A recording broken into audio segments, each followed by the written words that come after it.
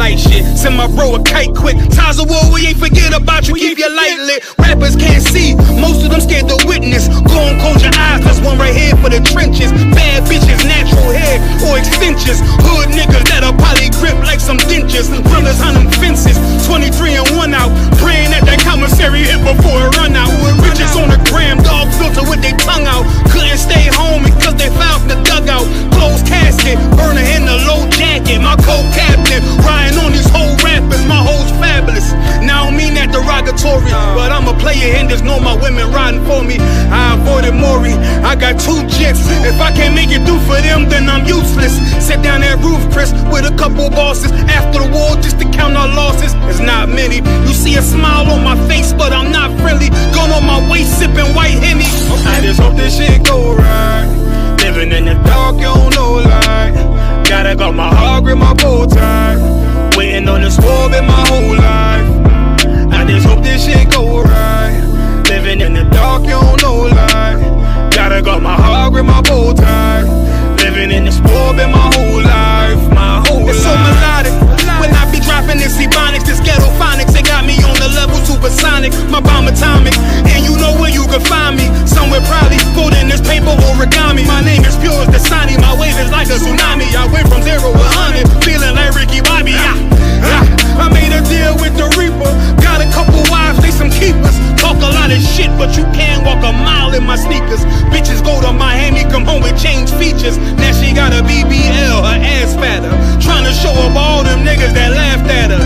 Now when they see her, they only wanna fuck her. They just wanna touch her, they don't wanna cuff her. They just wanna come and kick it with her like a punter. Turned her to a runner, now it's all aboard the train.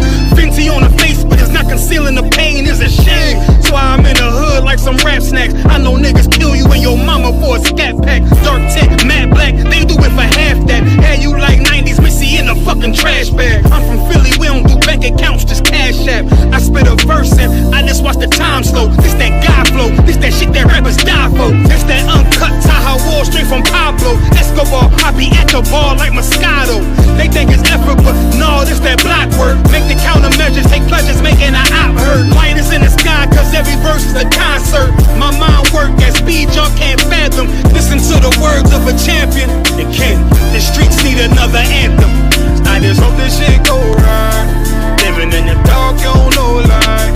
Gotta got my heart, grip my bow tie. Waiting on this war, been my whole life. I just hope this shit go right. Living in the dark, you don't know light. Gotta got my heart, grip my bow tie. Living in this war, been my whole life. My whole life.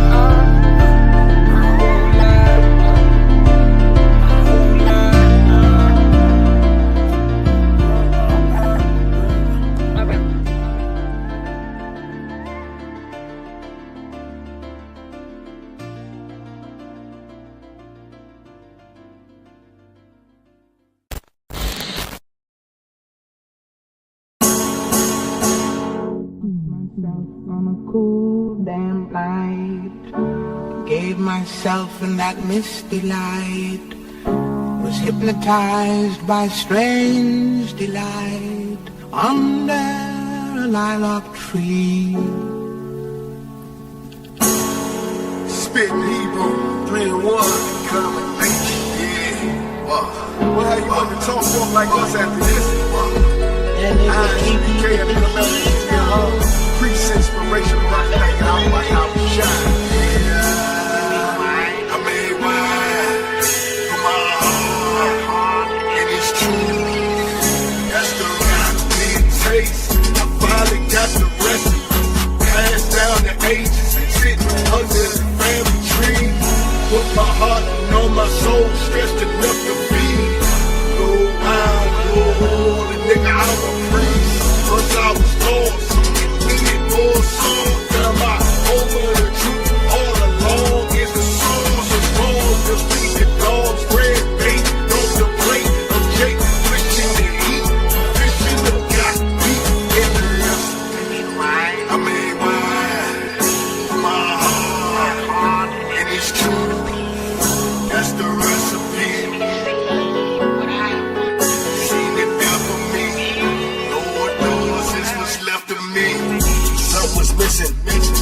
myself in the kitchen. Water whipping up a piece of chicken just to feed my ambition. Or is it me trying to fill my greed? Cause when it always had to have some green. Burning what I made up every day. Waste to eat and regurgitate. I had a taste for something different, wishing I knew what it is. It had me on a mission, ducking state prison, watching opposition on an expedition straight to prison. For instance, bullet capers often, 50 bands dashed to my apartment. Meet the spot, but they get to talking like the Nintendo popping in the extra cartridge. Women hawking, best promoters. When she told her, framework Golex, still void, it couldn't feel that whole sex money be over and over. But hold up, wait, what's that aroma? Frozen, I'm thawing and I'm getting warmer. Closer and closer, I came to the home of the truth. I'm smelling the salt through my golden. Border of blue house, I hopped out my comment. Look how my friends is falling. I've been anointed with all I'm putting this working. Cutting, blazing, breaking down and observing. Only catering to Israel. The season all in the soul. With plenty wine in the oil, you find it's more finer than the gold. And I found the rest. I made wine for my heart, and it's true. That's the recipe it takes. I finally got the recipe. Passed down the ages, sitting under the family tree. Put my heart and all my soul, stretched enough to feed. Go wild, go old, a nigga, I'm a priest. First I was lost, needed more songs. Found my home of the truth all along. Is the songs as long to feed the dogs. Bread, bacon, on the plate of Jake, wishing to eat. Fishing the got meat in the rest. I made wine for my heart, and it's true. That's the recipe. Seen it there for me. Lord knows it's what's left of me. First, let me tell you right. You just can't get a slice. There's some ingredients to suffice. Should be nice, even if the spice ain't precise. Like your whole life is a sacrifice. Two or more in the name of Christ. Like the night you had to cut corners just to afford to fill all your short orders. It makes a lot of zeal as you go. One the kind is rechargeable. It was hard to pull crumbs and bread, but you kept holding to the crux gold and make it potent. Ain't no other wood. You can never have too much brotherhood. We was laying eggs that would go bananas. Nuts trying to beat and the bandanas. Got you gon' need at least the faith of a mustard seed. When you're stirring the pot up, the pressure gon' brew. Just know you ain't bit off more than you can chew. Only one Lord, faith and balance is a lot of knowledge and wisdom. I'll keep you cool as a cucumber if you find yourself in a pickle. Get your bread and last of all, ride it all, bring it all to a bowl. Not half-baked, cause lukewarm and get spit right back in the bowl. Cold, and after you forge it, go find a man that the Lord said for you and yours. And just remember that this ain't for it. You know about the recipe. I made wine for my heart, and it's true. That's the recipe. I made wine for my heart, and it's true. That's the recipe. I made wine. I made wine. The recipe. I made wine for my heart, and it's true. That's the recipe. Wine from the line of tree. Put my heart in its recipe. Man, let's go. Sir, we on. We there? Okay. Stop it up.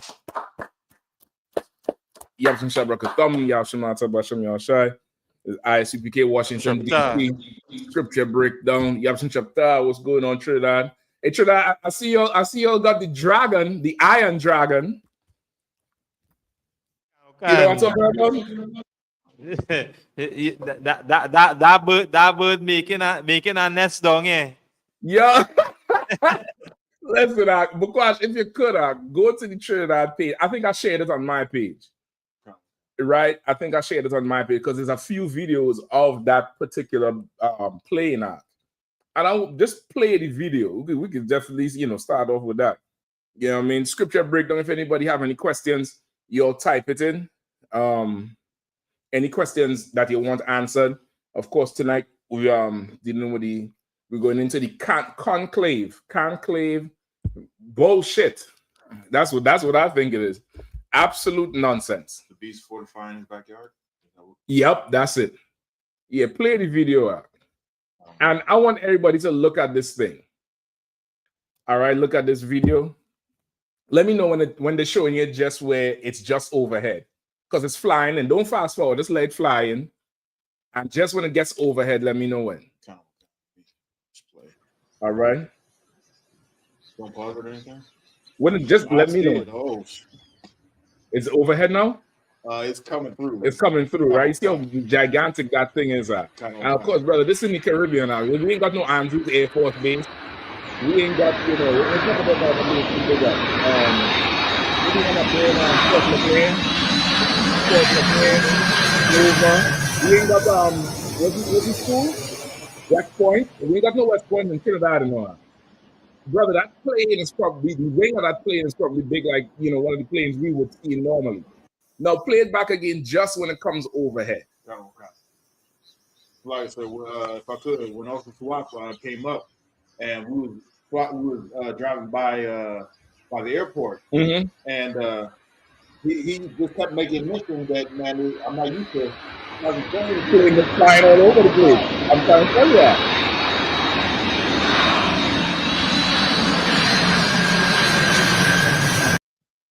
No, brother. Now imagine. Now you see how that thing looked from underneath, right? As it approaches, play it back again. As it approaches,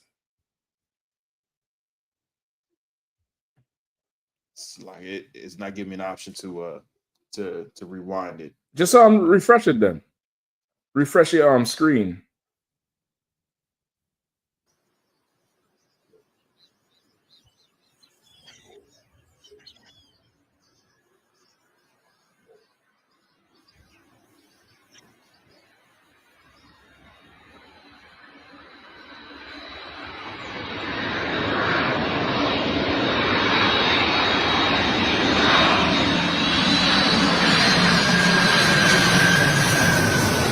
No, when that thing passes, just how the pass over. Remember, it's a shadow you're seeing. You ain't even seeing the whole color of the plane at that point. Now imagine you, John the Revelator, on the island of Patmos in the vision the Lord given you. And you seeing that in the sky going over. Like, oh, I'm looking for the precept. Somebody pull the precept, please, Zach. Give me Bukwash, give me first Revelation 12 and 7. And you could play, just take the volume off so they'll hear you reading. Okay. You said Revelations 12? 12 and start at 7. Okay. This is Revelation chapter 12 and verse 7. And there was war in heaven. Michael and his angels fought against the dragon. Mm-hmm. And the dragon fought and his angels. Mm-hmm. And prevailed not. Neither was their place found any more in heaven. Verse 9. No, this is not the one. This is referring to the oppressor as the dragon. Well, you could use this too, because he starts off first as the serpent, and then now is the dragon, right? And he's the serpent first because he was low down and dirty, and now he done grew into a monster, which is what a dragon is in the Bible. A dragon is like a huge creature, right? Typically found in the waters or something like that. Almost like a gigantic alligator. You ever see them alligators in Florida? They come out, and this is a monstrous thing. Now, brother, imagine this dragon that you see in this flying over you in the sky. Skip me down to where it says he could rain fire down and do miracles. Hold on, is it this one? It might be Revelations 18. And hold on. Where he'll make fire to rain down on the earth.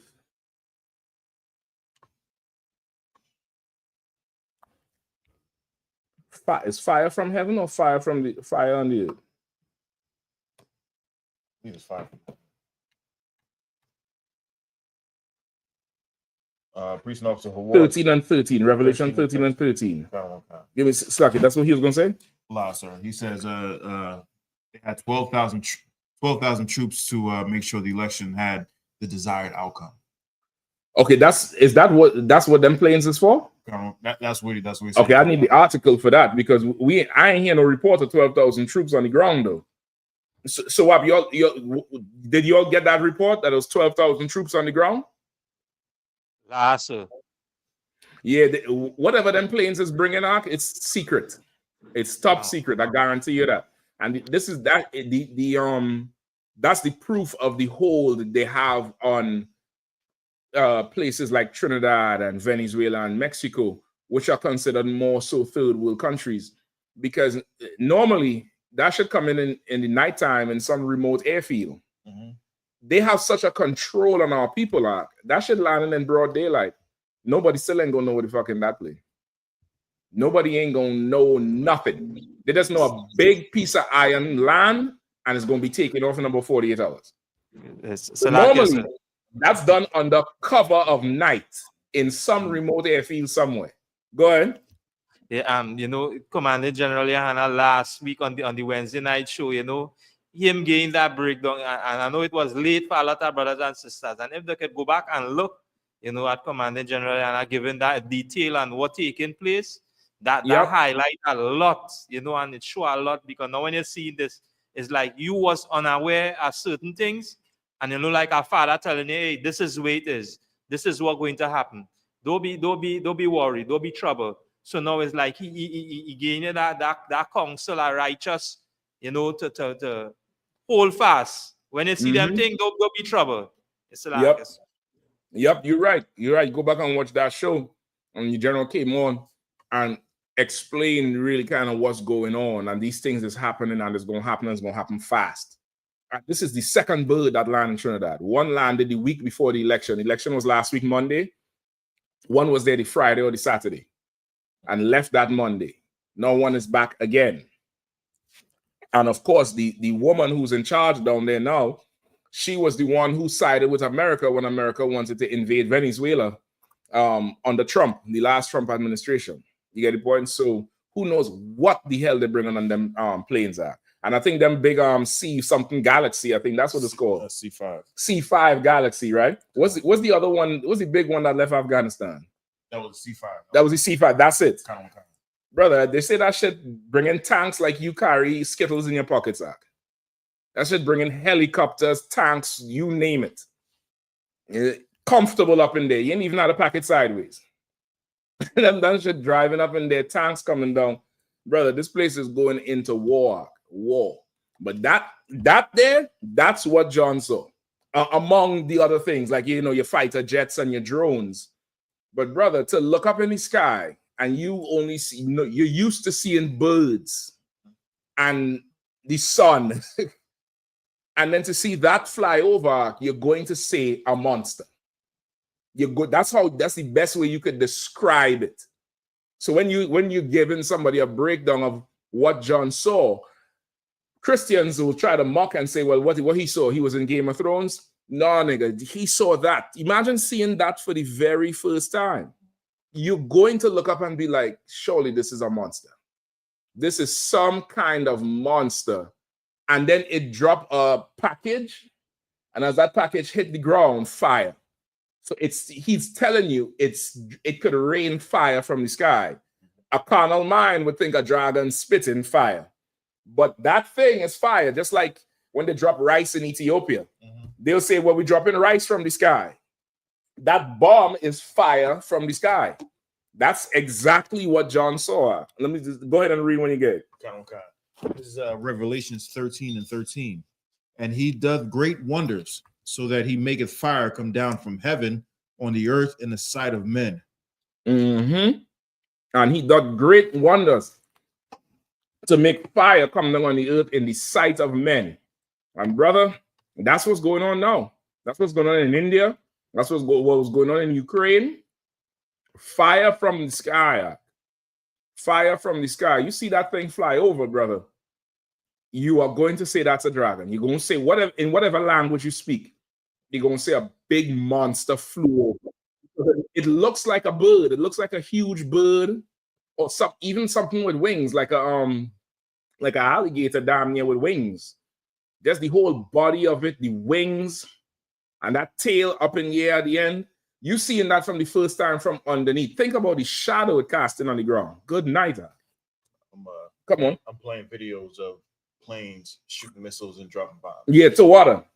Right? That's biblical there. That's biblical right there. And that's exactly what John the Revelator saw. Man, listen, prophecy is coming all the way forward. And you better be in the right seat, man. You better be there taking notes and listening and following and, you know, waiting and watching. That's what Christ said. Watch and pray. Watch and pray. And now is the time for that thing. Like, God damn, bro. I saw that video. I was like, good night. The one that was taken off didn't really show you. There's another one with the plane leaving. But this one with the plane landing, and when he looked up, good night, brother. Concert. Come on. I don't know if you've actually like you've seen one up close, but even when I first seen them, you know, it's still like it's like you're in awe because that big of a machine, that big of a metal just goes and takes off and flies, and you just looking at it, expecting it to fall because it's really big. You know what I'm saying? Exactly. It's mind-boggling to see this thing take off and land. It always boggles my mind to see it land when down by the airport in DC because you know it comes close to the street. And brother, this is a huge mass of metal. And how is this thing just not falling out the goddamn sky? Like this is something you ought to, you know, to really understand the weight of it is something else.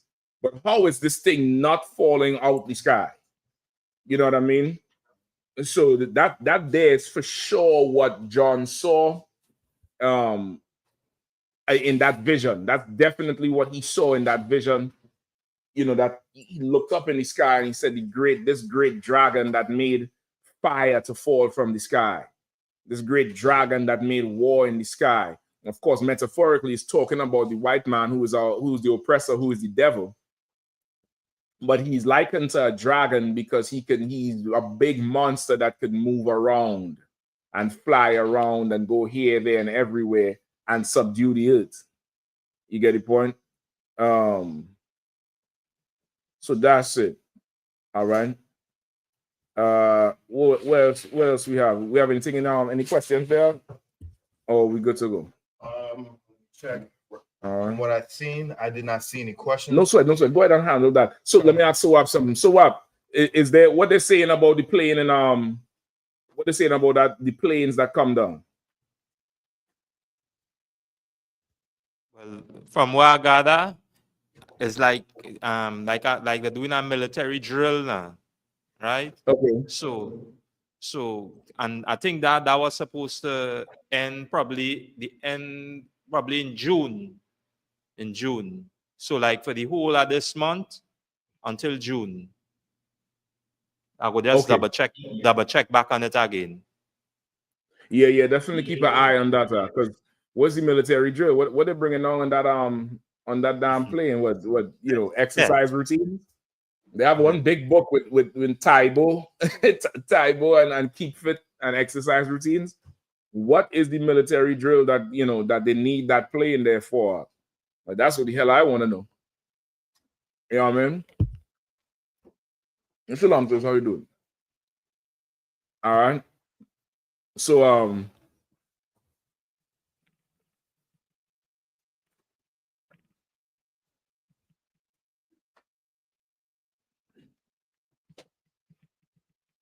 hold on. Oh, hold on.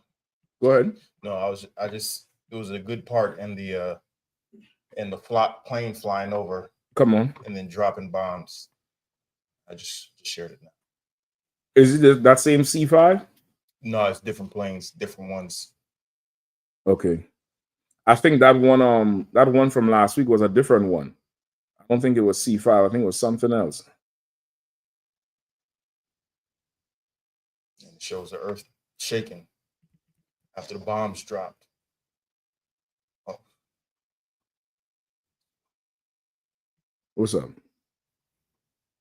I didn't have it up. Oh shit.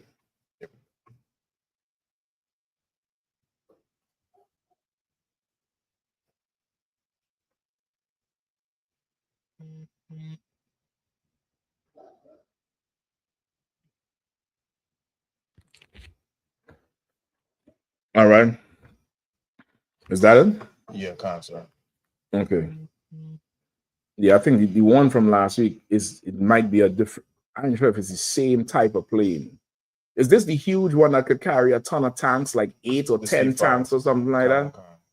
Oh, brother, that's an insane vehicle the white man built there. That is a ridiculous vehicle. Like, goddamn, I could ship a whole zoo. You know what I mean? Anyway, so let's get into it, all right? So just if anybody needed, to help for a breakdown, you could definitely use that video, especially because the context of it, flying over a place like Trinidad, which is still considered very third world compared to, America and Europe and them type of places. We don't really see vehicles like that, of that size on a regular basis. I don't even know if the damn airport strip could have really take that damn thing. I don't understand this shit. But that is a huge vehicle, huge. And seeing that flying over, imagine you a child seeing that flying over, and it's so big. This is get this part. Normally, when you see a plane flying over, you could look up in the sky and you could still see the color of the plane. You could still see what's written on the side. That bitch fly over, and you can't even see the wheels on it because it's so big. It's casting that shadow down. The dude put the camera up, and you just see an outline going over your head. That's what John the Revelator saw. You get the point? That's exactly what he saw. If it is, you needed to help prove it to somebody. Go ahead. Yes, sir. Yeah. The drill is from April 26th to May 8th now. Okay. Yeah. Okay, so it's almost done. Yeah. So today's the 7th. So. Wow. So they probably came and dropped soldiers. And then that's what Hawa saying.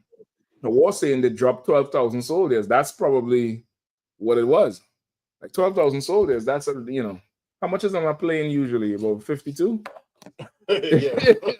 100 and something maybe. How much is on the typical Airbus? The typical Airbus is what?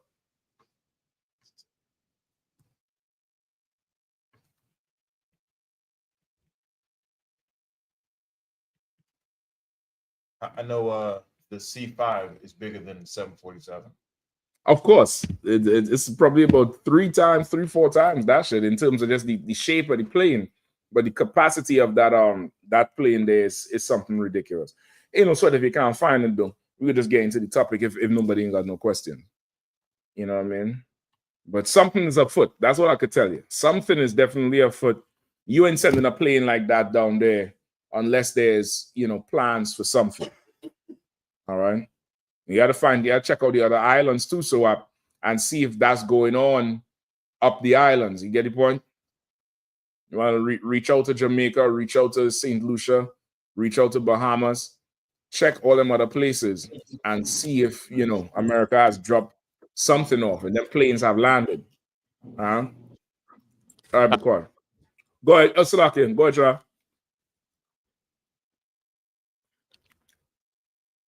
You saying something? Yeah, it looks like he's saying something, but I can't hear you, brother. Yeah, Salakia says you're saying can. Okay, Musa and Cressa. All right. Any questions, Bukar? Lots or no question. All right, no sweat. So good. So the Pope, right? Pope coming dead, and he was supposedly in mourning. They got a vote on for the Pope right now. Who's supposed to be the next Pope? So now, I don't know. I think the Pope has become a topic that's not really understood anymore. Or it's just so old, nobody don't care about it. Nobody really don't care about it.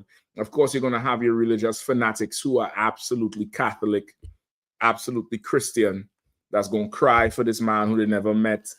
They're going to fly. They're going to sell the house and fly to Italy, to touch his dead body, to be in the same place, fly to Vatican City, which is in Italy. It's in Rome, I believe. All right. And that's what's going on now. If you could pull up pictures of the Vatican City now, it's full of people because they're beginning to vote to elect the new Pope. All right. And of course, the Pope, somebody look it up for me, Ragash. Look up what is the Pope? Give me a definition of the Pope. What is he? What does he do? Why does he do it? All right. and we go there. If anybody have questions, again, just type them in. All right, let's start with that. Gosh, you have stuff on the screen?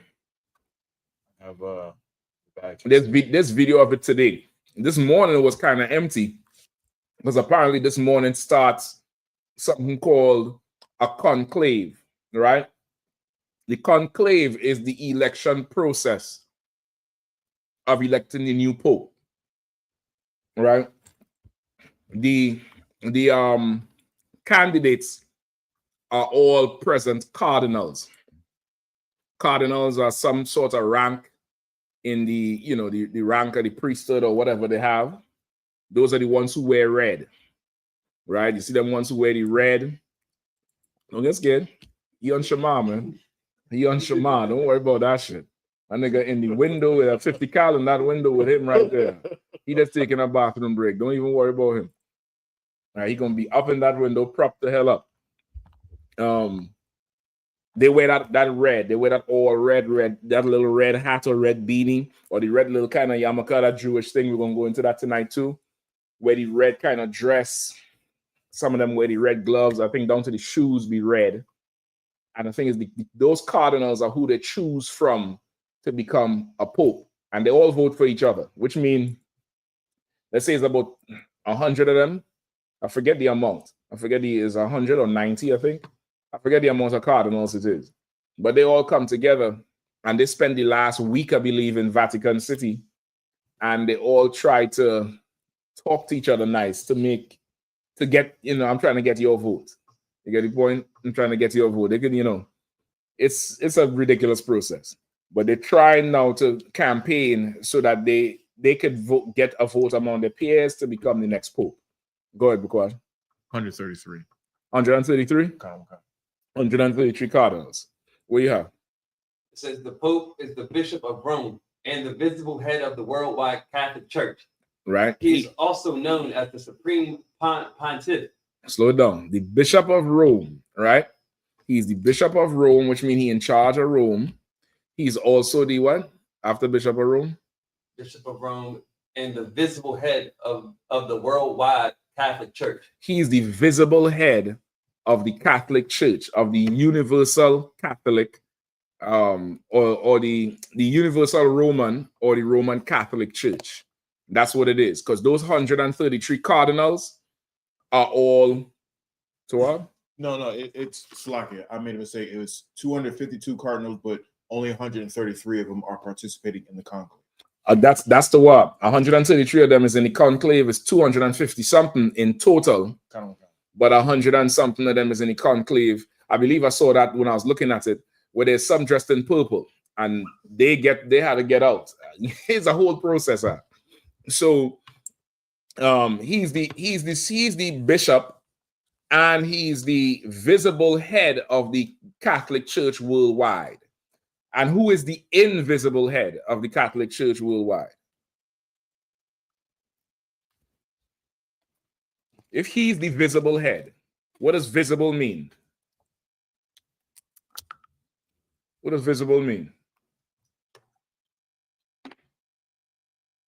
It ain't that hard, Akim. The ones that can be seen. That's who you could see. So who is the invisible head? If they made a point that he is the visible head, who is the invisible head? Would it be the people that's under him? You could see them too. I saw all of them today.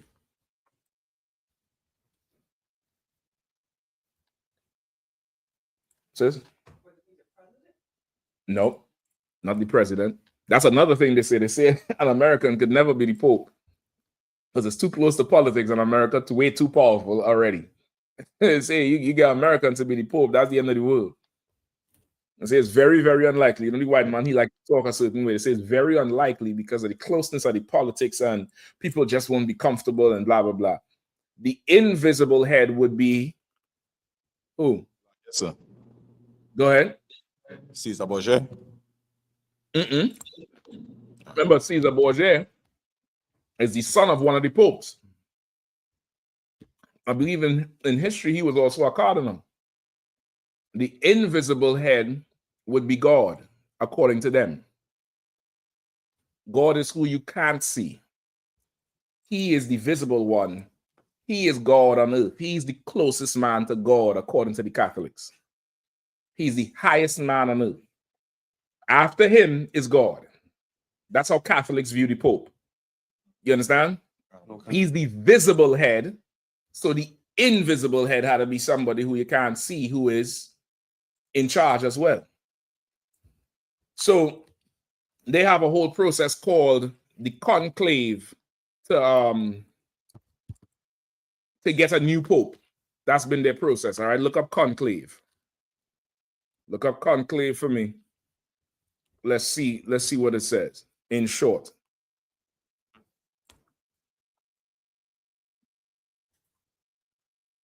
It says a private meeting. Okay, it should say a little bit more. It is a private meeting, but it should say a little bit more. Go ahead. A papal conclave is a gathering of the College of Cardinals convened to appoint the Bishop of Rome, also known as the Pope. Right? It's a convening of all the cardinals to appoint the Bishop of Rome, which is the Pope. Go ahead. Anything else? Catholics consider the Pope to be the apostolic successor to St. Peter and the earthly head of the Catholic Church. Right? He's supposed to be the apostolic successor to Peter, because according to the Catholics, Peter was the first pope. Right? That's according to the Catholic Church. They get that because Christ said, Peter, you are my rock. You are who I will build the church on. Right? A white man reading that got to me, Peter, he's, rock father, whatever, however they postulate the thing. And in their belief, Peter was the first pope. Right? So he is the successor to Peter, not by lineage, but by appointment. And he is the what is it? He's God on earth. The successor to St. Peter and the earthly head of the Catholic Church. And the earthly head of the Catholic Church. He's the visible head. He's the earthly head. So the what? The unearthly head, or the what's the word I'm looking for? Extraterrestrial. He's the terrestrial head. The extraterrestrial head is the Most High. All right. Anything else on conclave? About the whole process? It says it has the longest dynasty of historical methods of electing a particular head of state that remains in use to the present day. Okay. Anything else about the actual process, though?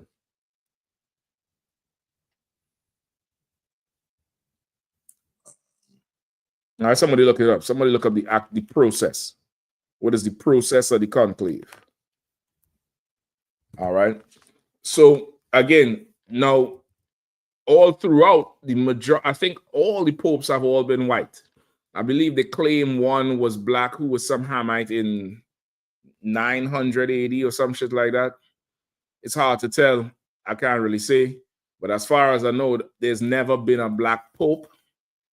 And of course, if it is that they're going after Peter, who was a black man, and Peter was given authority by Christ, there was no vote in the 12 for Peter. Christ said, Peter, you got it. He raised Peter up over everybody else. Christ being a black man, according to the Bible, how is it that the Pope could never be a black man or a woman, for example, for all of that? Why can't the Pope be a woman? I thought it was equal rights. I thought the Pope said LGBTQ was okay. So why there can't be a woman Pope? There's a woman president. There's woman, head of a state's attorney, the attorney general. There's women, in the military. There's women generals. Why is it there is no woman Pope? Why a woman can't be a cardinal? So how is it that the church is able to muddy the waters when it comes to LGBTQ and pedophilia and child molestation, but a woman can't go be a pope? I don't understand how the LGBTQ hasn't said it's unfair, or the woman's rights, or the woman's liberation hasn't said it's unfair that only a man could be a pope. Only a man can be what? That's extremely sexist. Like how they say, you're a policeman and you have to say police woman. Why can't there be a mama? Right? He's padre, right? The papal where's the mammal conclave? Let's get some titties up in that robot. Let's get some titties and tail up in that Vatican. Let's get some titties in the Sistine Chapel. I just learned today 16. I thought it was 16 my whole life. I thought it was 16 chapel. Like, this is the 16th one. The thing is called Sistine from some man named Six. That was his name. Means six. And in the translation from Latin to Italian, it's the Sistine Chapel, which is also part of the conclave. The conclave is that process of electing the Pope, and it's a whole ritual damn near. It's a whole ritual of going and swearing in on the records that you swear to secrecy. I think that's what they do. They swear to secrecy of the whole voting thing. They can't tell who they vote for. They can't tell what is being discussed once them doors is closed. And they had to swear that each one of them has to go in and swear. Somebody look up what the cardinals swear and say. They call it taking the oath. But look up what they swear and say. What you was looking up, Bukwash? I was looking up like the process of I'm gonna give you what I remember. Right? You have these cardinals who they qualify to be considered, and they get to politicking amongst each other and trying to get support from all the other cardinals to vote for them. Right? It's a highly political situation. It's way more dishonest than it is honest. All right? They have a culture of trying to not look like you want the position more than anybody else. So you have to be humble and act like you don't want it. Meanwhile, all of them devils in there want it. They all want to be in charge because they're in charge of all the money. They're really sitting on top of the world with Trump. If you're looking at world leaders, you're looking at Trump and the Pope. If you really want to look at serious power, whoever's in charge of America is running the world. That's just how it is. You in charge of America, you run the world. The world really revolves around what you do. You get the point? The world could be swayed and off balanced by Russia or China. But if you're talking about reaction time and people moving on beat, America rules the world. Between him and the Pope, that's your two heads right there. That's your two, main power players in the world. And they all now vying for that. So they go through one round of voting. I believe they had one round today, and they couldn't elect somebody. So they released black smoke into the sky to say we couldn't come to a resolution. When they do come to a verdict and they decide who they want, they'll release white smoke. But up till today, they release black smoke. So the whole center of the Vatican City is packed with people just waiting on the end of each day for them. Is the smoke black today? Come back tomorrow. Or sleep right there. And they're waiting on that black smoke because right now they're like a ship without a captain. That's how they feel. They need to have a pope in position, and they don't have one. So they go through this whole thing where they come in there and they make their oath. What's the oath? You looked up the oath? Okay. Go ahead. It says each cardinal then takes an oath in Latin, placing his hand on the Bible, and says, "And I, stating his name, do so promise, pledge, and swear, so help me God, in these holy gospels, which I touch with my hand." And that's it. They put their hand on it, and swear to keep the oaths, meaning what they're swearing is to keep the secrecy of the process. Okay, and when I say the secrecy of the process, of course, we have an outline of it, but there's a whole other part we don't ever get to see. Because after each cardinal puts his hand on the Bible, they say it's on the gospel, I believe. That's what they say, right? The gospels. So it's not the whole Bible. It's Matthew, Mark, Luke, and John. That's the gospel. In what is called them things in theology school. In that theology world, the gospel is Matthew, Mark, Luke, and John. Right? That's what they consider the gospel. So they put their hand there and they recite that thing in Latin. Each 100 and how much of them come up there and put a hand on there, and you could just see it. And they all had this huge gold ring, and they put their hand on there and swear the secrecy. Then when all that's done, one of them gets up and says, extra omnes or omnes. You could look it up. Extra omnes. It means if you ain't a cardinal, get the fuck up. That's literally what it means. It means unless you are wearing red, get out. Everybody. And at that point, everybody, all the reporters, anybody who come there to witness the swearing, and they get up and they leave and they close the doors. And then they go in there and decide who is the Pope. Now, what they're doing behind them doors, brother, I couldn't tell you. But I know it must be fun because that black smoke came out today. And whatever they was doing, they wanted to do more of it. They wasn't tired of it. They wanted to do more. They wanted to do it till they're satisfied. Don't stop till you get enough. So they go into another day of it, and them doors is closed, and ain't nobody is going to see what's going on back there. Nobody going to hear the conversation. Nobody going to be privy to that part of the process. Right? You could look it up. Let's see if there's video of the extra omnes or omnes or something like that. Extra omnes. Extra omnes.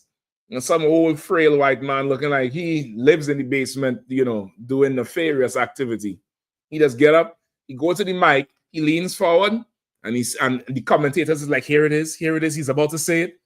Extra omnes. And everybody just get up and walk the hell out. And they just go and they close the damn doors, brother. This thing is very satanic in how it is. It's just so cryptic. This is not the spirit of the Lord at all. Also, going into to do the whatever they swear in on that whatever Bible they have, swearing that oath, they also say part of the process with the conclave is to invoke the Holy Spirit, and that can only be done in that Sistine Chapel. Right, that part is in the Sistine Chapel with all the paintings, and it's been around for how many hundreds of years or whatever it is. And they say there they go and they invoke the Holy Spirit. And invoking the Holy Spirit means they'll know what God wants and who God wants in charge. Close them doors. I said close them doors. You find the video yet? When he said, I have to, and he's in purple. And he's in purple. He's one of them purple ones who is not considered to be elected. And he said, close them doors.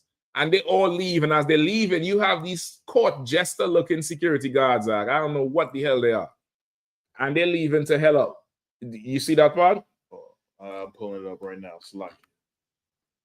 Here we go. Yeah, okay. Dressed in purple with all the cardinals around them. Mm-hmm. High volume? It looks like everybody's leaving. Slack it.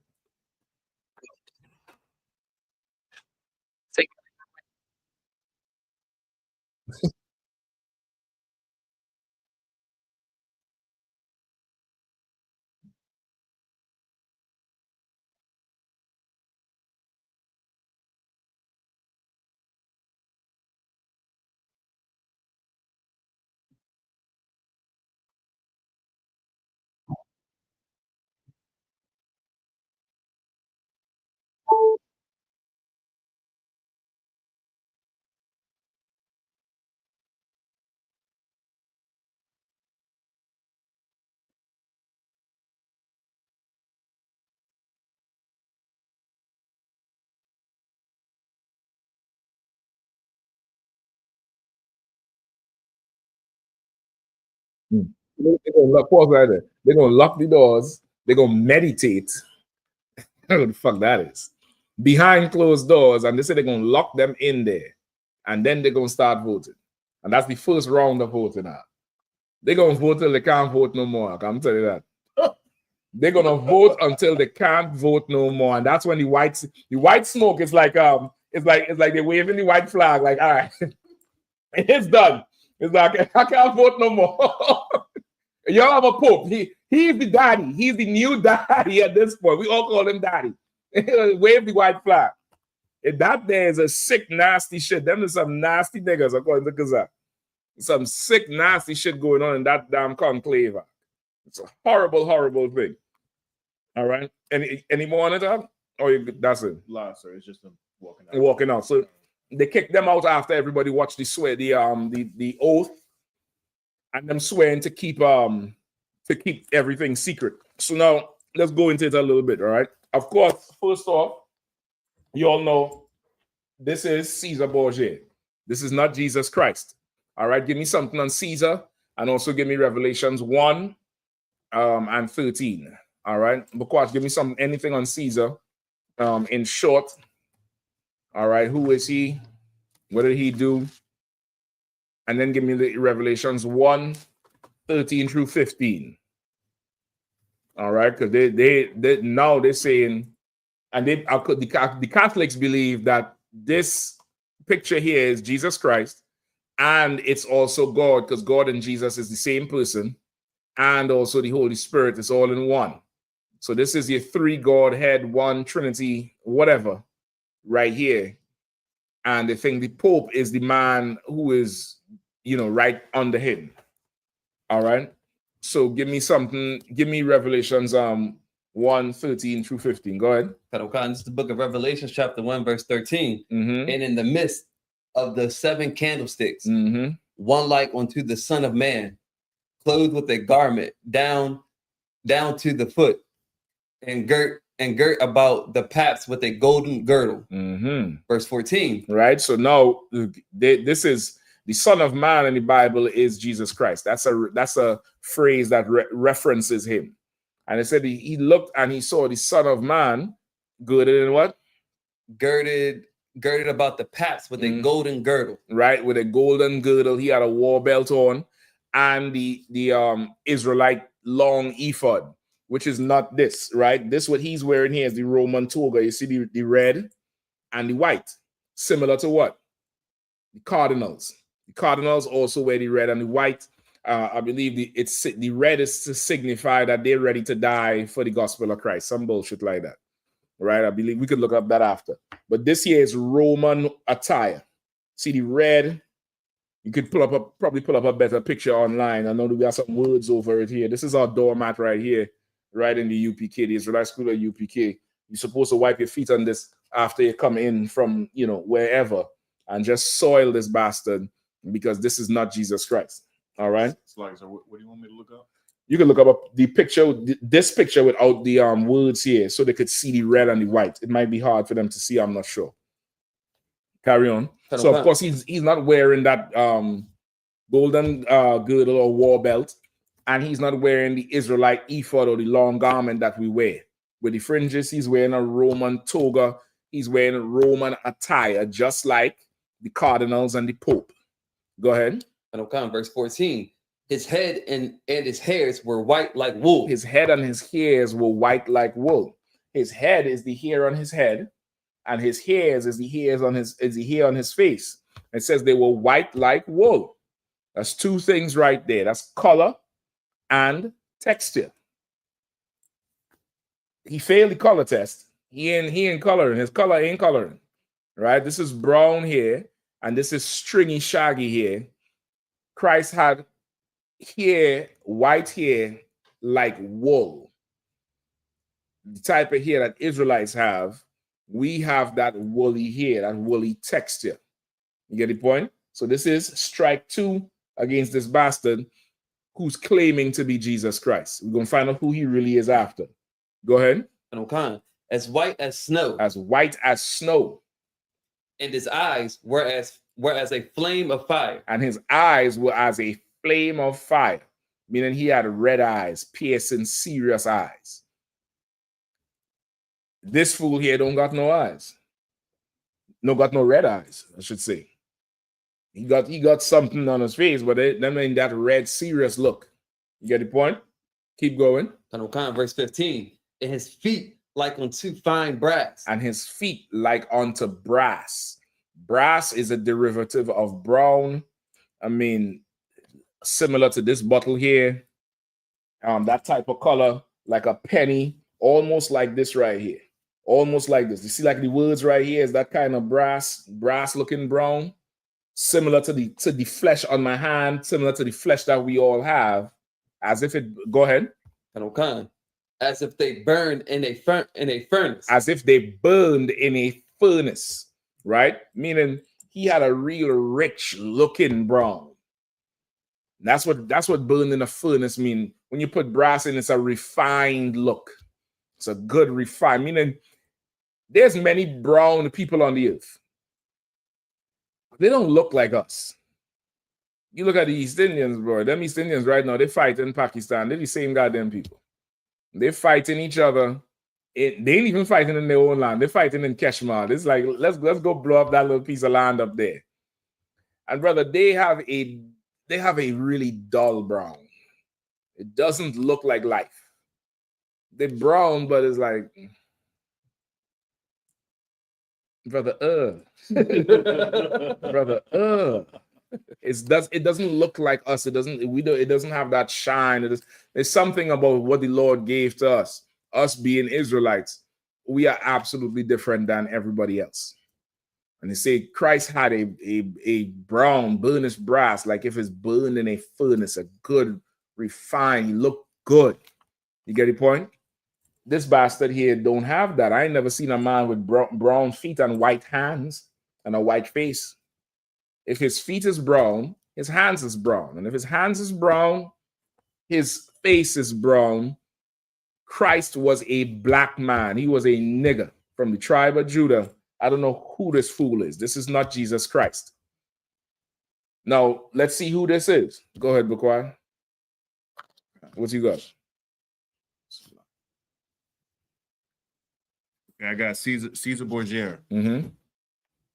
Was a Roman Catholic deacon / cardinal, and later an Italian Conetrio. He was an illegitimate son of Pope Alexander VI of the Aragonese house of Borgia, and he was a sibling of Lucretia Borgia.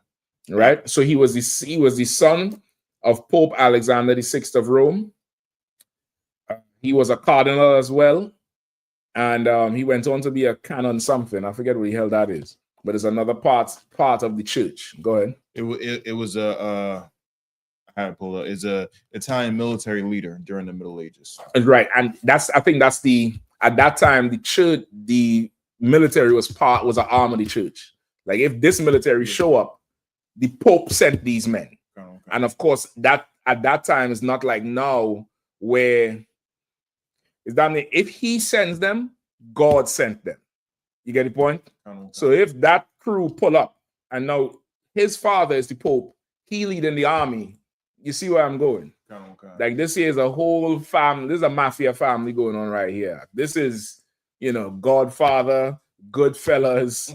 That's this thing here, right? And they went on to do a ton of killing, a ton of, shed a ton of blood for money, for power.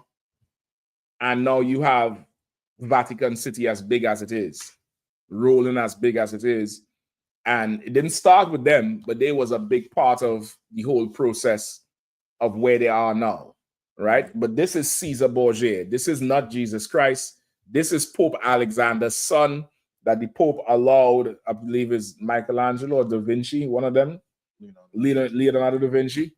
One of them sodomites to paint him as Caesar Borgia. He also allowed them to paint the family as the Last Supper, right? The family of the Last Supper. I don't think we had that sign in here, right? Right? Should have had that one. You could pull up a picture of the Last Supper. You don't have the UPK picture, right?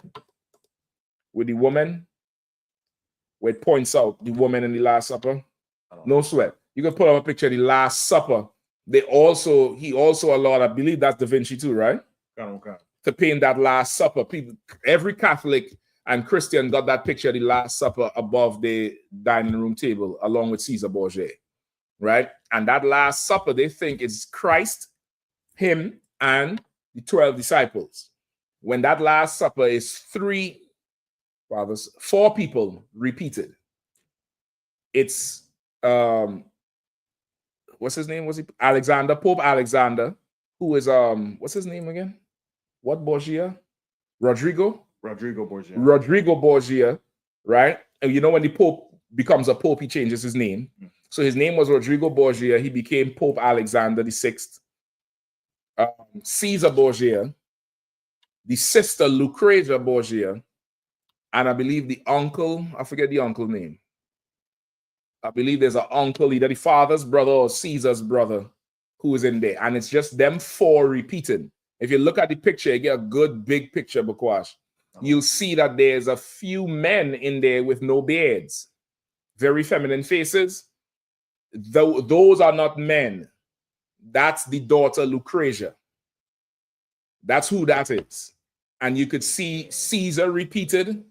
You'll see the father repeated, the bald head one with a gray beard. It's just them repeated in different clothes.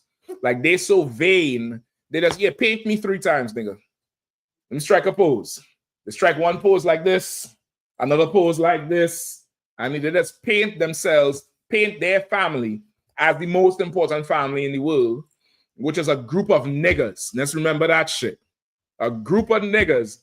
They decided to paint their family as that based on the reputation of these niggas. You understand? That's who your Pope and your cardinals and them, that's who they descend from, those type of people. That type of people. So when I say what's going on behind them closed doors, brother, let me tell you what's going on behind there. The back of every milk carton and missing picture is in that conclave. Just the word conclave sounds nasty. Don't invite me to no conclave. Just keep your clave and your con. Keep it all. I don't want no part of that shit. All right, you have the picture of the Last Supper? Right? It's repeated. It's just 3 or 4 people just repeated. And I think the sister is in there twice. She's in there twice. They didn't even give her 3 or 4 appearances. They said, bitch, you getting 2, pick a spot. Pick a spot. And that one without the beard is a woman. That's the sister Lucrezia. Right? And according to history, he murdered Lucrezia's husband and had sex with her. Either before he murdered the husband or after. I forget. I think there was an incestuous type of, carnal knowledge type of bullshit going on with the 2 of them. All right. But that's definitely part of the history. That he slaughtered her, he killed her husband, and they was having sex together. Right? That's who the Catholic Church said is the greatest man on the face of the earth. And that's the family he comes from. A bunch of murderers and thieves and pedophiles and devils. Come on. It's like, didn't someone else in purple paint themselves as Good Christ? night. I think you are absolutely right, Bukwash. That nasty nigga Nate, he painted himself as Jesus Christ. You know what I mean? With the General call him Sexy Jesus. Jeremiah call him Sexy Jesus with the pecs and the oil. Nate painted himself as Christ. Nate damn near had the same spirit as Caesar Borgia, down to the purple they wear. The purple they wear is a color of one of the ranks of the cardinals. Pull up the purple cardinal. They have the cardinal in the all red, I believe. That's the one that drinking blood in my mind. That's the one. I see him, I know this nigga drinking blood. He got a vat of blood, of hemoglobin. Right? Then you have the ones in the red and white. Then you have the ones in purple and white and purple. All right. I believe there's a picture of them side by side with the purple sodomite. See if you could find it too. I don't know what kind. So this is who Caesar is. This is not Jesus Christ. Christ, according to the Bible, is a black man. He's a black man, dark brown skin, glowing brown skin, healthy, white woolly hair, eyes red. Serious looking brother. This is not Jesus Christ. But They say the Pope follows after Peter and Christ. So if Christ is a black man and Peter is a black man, because the Jews are black, why can't the Pope be black? Why can't the Pope be black? How the hell is this Pope who just died a successor of Peter, a black man? To succeed somebody, you're gonna have to come from that person or be similar to that person. It's not the same. It's absolutely not the same. Let me know when you find something. So we could dump this fool on the ground here, all right? Okay. I have some of the purple cardinals that wear purple. Right. So you see in that the cardinals that wear the purple, and you have the cardinals that wear the red. Right.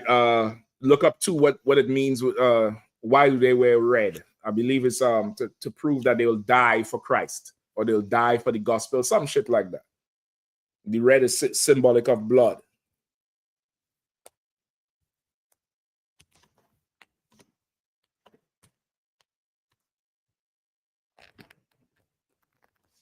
Anybody?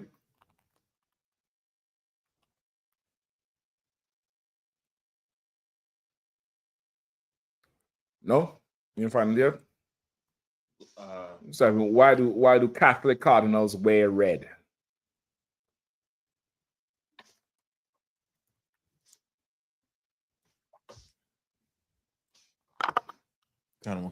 Catholic cardinals wear red vestments to symbolize the blood of Christ and the willingness to die for their faith. So, of course, if you're a Catholic, you would look at the cardinals wearing the red, and you would think they're so dedicated to Christ. They have his blood on them. They're so holy. Last I checked, the murderer, how you know a man is a murderer? Take me back to old school. Take me back to the Scooby-Doo and the Famous Five. Y'all don't remember Famous Five. Y'all don't know nothing about that shit. Yeah, don't worry about it. Don't worry about it. We're gonna watch that in the zombie apocalypse. I'm gonna bring the big tape, the big reeler tape. You know what I mean? That the flicker tape. Them old detective movies. They say what? Think of them old school detective movies. Lock you, sir. You caught them, go ahead. You got caught red-handed. Caught red-handed. You get caught red-handed, meaning the blood is on your hand. That's why it's red. Mm-hmm. That's where that saying comes from. I caught him red-handed, meaning he's the murderer and he's hiding his hands because his hands, look, he got blood on his hands. Them cardinals got blood on them because they is the ones who killed Christ. That's Get right. the point? The Romans killed Christ. They made a religion after they killed him and they gloried in his blood. That's all that is. They could ship and pack this thing and sell it to you different. But how do they have the blood of Christ on them? Like, just explain that to me. The disciples didn't have the blood of Christ on them. How they get it? Because they is the ones who whipped him, dragged him through the streets, stabbed him in the side. They killed him. And they wear that thing because they killed Christ. You understand? They lynched him, they killed him. They walk around with the crucifix with a man on it because that's the trophy. That's the like how you would lynch a man and parade him through the streets. That's that thing. Like what they're doing to that brother, poor old brother. So sorry for him because I don't know what I would do if I see a tape with some cop murdering my son for really goddamn no reason. Really, absolutely, what reason we talking about at this point? At this point, where the Trump tariff, Trump said, he said, your daughters don't deserve no doors. Instead of 30, get them 2. Trump is rationing everything. The tariffs is high. Russia and Ukraine at war. The Arabs hate you. You're at war with China.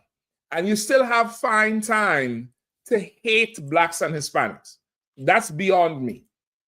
Till this day, there's no footage of some cop pulling over a cab driver in New York after 9/11 and blowing his brains up. There's no footage of that. There's no story of that. You can't find that. Find me somewhere in New York after 9/11, after they said this is the Taliban, this is the Arabs, this is Saudi Arabia. That's who they blamed, right? They say Saudi Arabia. Show me some cop, some old hick cop that pulled some Arab car driver over and beat him to a pulp, bust his ankles up because, we know you part of of the terrorists. When did that happen? Like y'all find time to hate us when other people actually hate y'all. There's some fool in Virginia. When they extradite him to Texas, you could look him up. I forget his name. They want to deport him now. Now I think he's fully naturalized and citizenship and all kind of shit. Guess why they want to deport him? He's married to the daughter of the Hamas leader. His wife, who is in America legally, is the daughter of the leader of Hamas. Are you finding time to kill black people? Like how? Explain that shit to me. You could look it up. Somebody, whoever find it, could check it out and see. I think they extradited him to Texas for some reason. I think he was a resident in Texas before they tried to bring him back to try him in Virginia or Maryland. I think it's in Maryland he's from. But his wife is the daughter of some leader of Hamas who they helping Israel bomb.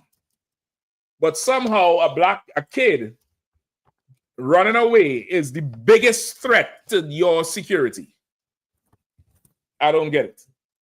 I don't get it. Murder all around is wrong, but brother, I could not explain the grief of a father to watch his son go out like that. I can't explain it. I can't explain that. I would be a fool to even begin to try to explain that type of grief. Like that is, that is an insane thing. Go ahead. You have it? Kind of one kind. They said Georgetown scholar detained over American wife's Palestinian ties. Yep. And then the judge hosted the deportation. No, he's a Georgetown scholar. He went to Georgetown, went to university. His wife is leader Hamas, is the daughter of one of them Hamas leaders, or the leader of Hamas' daughter. Like, how is you even finding time to hate us? Now, this brother done lost his mind, ran over some sheriff. I don't think it's the actual sheriff that killed the boy, right? Or is it? It is. It's the actual sheriff that killed the boy. That's what they're saying. Yeah, he Wow. got that dude. That's, that's a crime of passion right there. There's murder, but it's, murder under, take context with this now. This is context here. You get the point? I ain't no lawyer, I ain't no attorney general, but surely that's got to be understood in some way, form, or fashion. They got to have some sort of understanding there. You get the point? Now they're going to parade him around the news, the media, like how they would parade Christ around. I'm not saying the brother is Christ, but I'm showing you how much they have us like a trophy to be shown and shown off. Go ahead. It's like also when you were brought up that they have the cross with the body on it. That's a trophy. That's a Roman custom. You know what I'm saying? Whenever they would kill their enemies, they would parade them around saying, hey, this is what we did. Yep. We got this enemy, and they would parade the dead body around. The crucifixion was the most extreme death penalty of the day. And I think till this day, physically, was the worst thing you could do, because you die slowly over days. Depends on your physicality.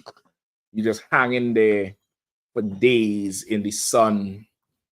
You're nailed to the cross. You start suffocating, because to breathe, your body had to be upright, but you slouched now. So you had to pull yourself up to breathe. And as you're pulling yourself up, it's nails. You're pushing down on your knee, your feet nailed together. The whole thing is so painful and excruciating. It's the most horrible form of death. You could look up on YouTube. There's a few, not documentaries, them science people who they recreate things and just check how things go. A couple of them did a whole I'll say a breakdown, analysis of what your body could go through when placed under that type of stress, the type of failures. They say at this time his kidney would have failed. Because when your body under stress, your brain starts to abandon parts of you, like a plane that don't have enough fuel, you throw cargo out so the plane could stay afloat. That's how your body works. Your brain, like a computer, decides what's essential and what's not essential. You get the point? That's why sometimes you get traumatic injury.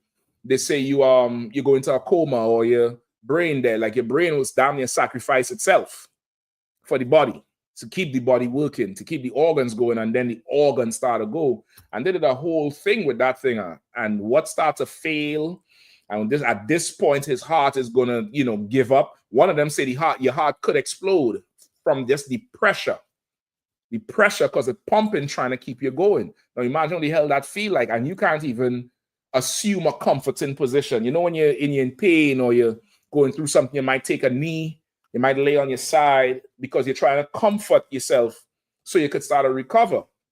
You can't even do that. And that's what they parade around.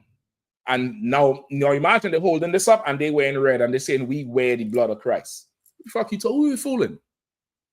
You're just a bunch of murderers. And what you're all doing in that conclave, bro, what's hidden in the dark is going to come to the light. Somebody needs to go and open the doors. You close the doors, open the doors. You get the point? Look up Bukwash as he brought that up. Look up the Appian Way. APPIAN. Look up the Appian Way. All right. You familiar with the phrase all roads lead to Rome? You ever heard that before? All roads lead to Rome because Rome conquered everywhere. So any road that led to your city was just a connection from Rome to you. It's like a tributary. It's damn near like these highways that built around the place. These highways was not built in America for transport, like so you could drive to see your aunt in Atlanta. The highways was a military construction for easily moving tanks and military in a time of war. Before that, it was the back roads. And that's why it took so long to get from wherever to wherever.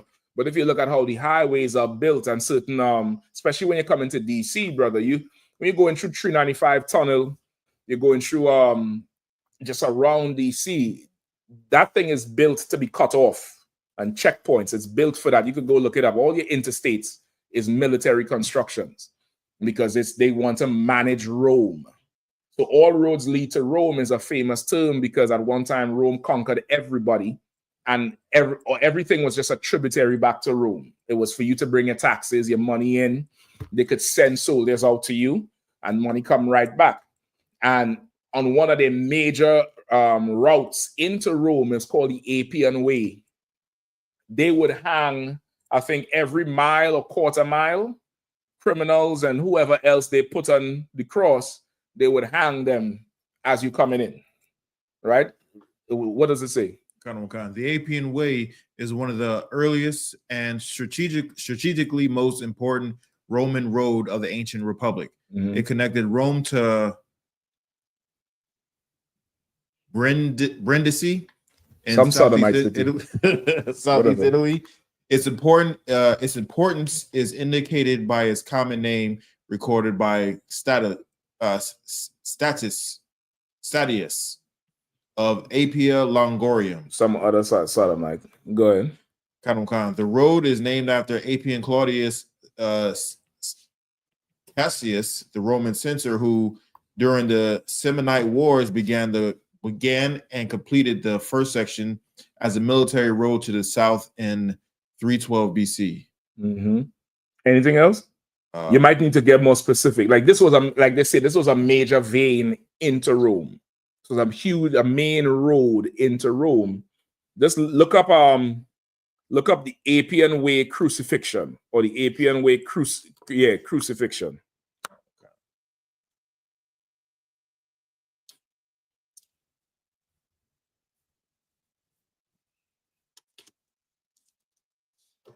Okay.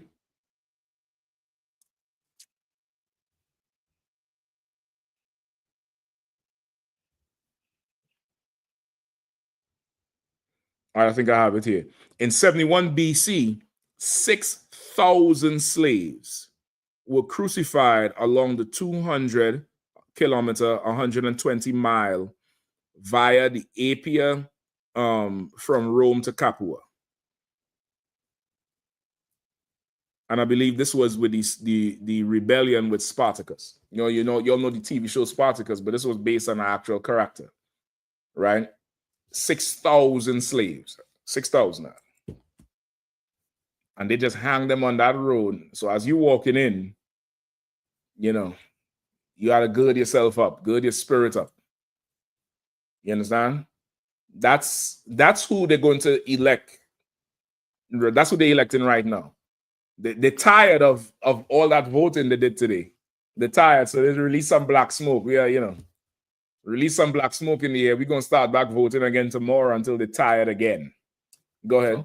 Can I read something from Come on, let me hear. It says after Carsus defeated Spartacus, the senator was given a triumph on the Appian Way, the Roman victory parade. The road was lined with 6,000 crosses. Upon each cross was a crucified slave. The message was clear. This was how Rome dealt with threats to their interests. It's no different than when Trump, you remember Trump put all the faces of them Latino brothers on the White House. I asked the question recently to the brothers in all the cities, but you all have to tell me, you all ask your people, since I noticed it in DC, just looking at the news, since Trump was inaugurated, not the election, but when he was inaugurated in January, I noticed there's an uptake of a ton. They're reporting on a lot of crimes involving Latinos, and they paste damn near on the news. You guarantee 2 a day. Whether it's some robbery, somebody did something, and they're putting their face up, and all of them linked to some. To me, it's an uptake. I don't think it was always like that.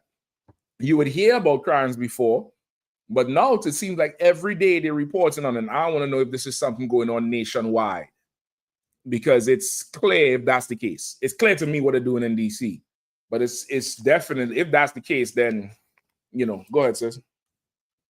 Get the mic to you, sister. Go ahead, Rugal. Go ahead. Even at my slavery, Mhm. you know, we see it every day. They're posting it on the notice boards and the emails and stuff. In the TV screens when we're going in, you know, in the lunch areas, and you see it up on the screen. Okay. Is it noticeable to you, or does it seem like that's normal? Like, does it seem like it's small? It's a lot more. It's a lot more. Yeah. That's what I thought. It's Yeah. damn near every report now is Vasquez, Martinez, something from Silver Spring, from here, from it's like they look, and I'm wondering if these is things actually going on. Because what you telling me, all of a sudden there's more, or was it always going on and it wasn't reporting, or none of this is even through? Right. It's almost like they're trying to normalize it. Exactly. I think that's what it is. They're trying now to demonize the Latinos so much that when Trump begins to violate the rights of the brothers, nobody would give a damn. You get the point? Meanwhile, the Asians is doing horrible crimes, stealing, raping. One of them, you remember last year or the year before, they caught the Secret Service team somewhere in Virginia in some happy ending massage parlor, ran by Asians. You got in the president. You going for a happy ending finish. And the Asian in the faki, getting all the secrets from the Secret Service. That's not on the news? These Asians is not on the news? Well, what are we talking about? How much drugs is coming in? Guns is coming in? That's not on the news? There's been 2 incidents in DC where people one from Afghanistan, I forget where the other one was from, made actual threats. Go ahead. Well, we off? Someone says no sound. If the sound is Tawab, put a 1 in the chat. You could hear? Yes, my bad, Bakwash. Let me cut you off, priest. I can hear just fine. Okay, Mosa in Christ. Whoever it is say there's no sound, you might want to just refresh your page or something. It might be your own page. Kazak, was you able to hear when the sister was speaking? Yeah, I can't, sir. I hear him now. Then everything is Tawab then. So whoever is saying it, just check your computers.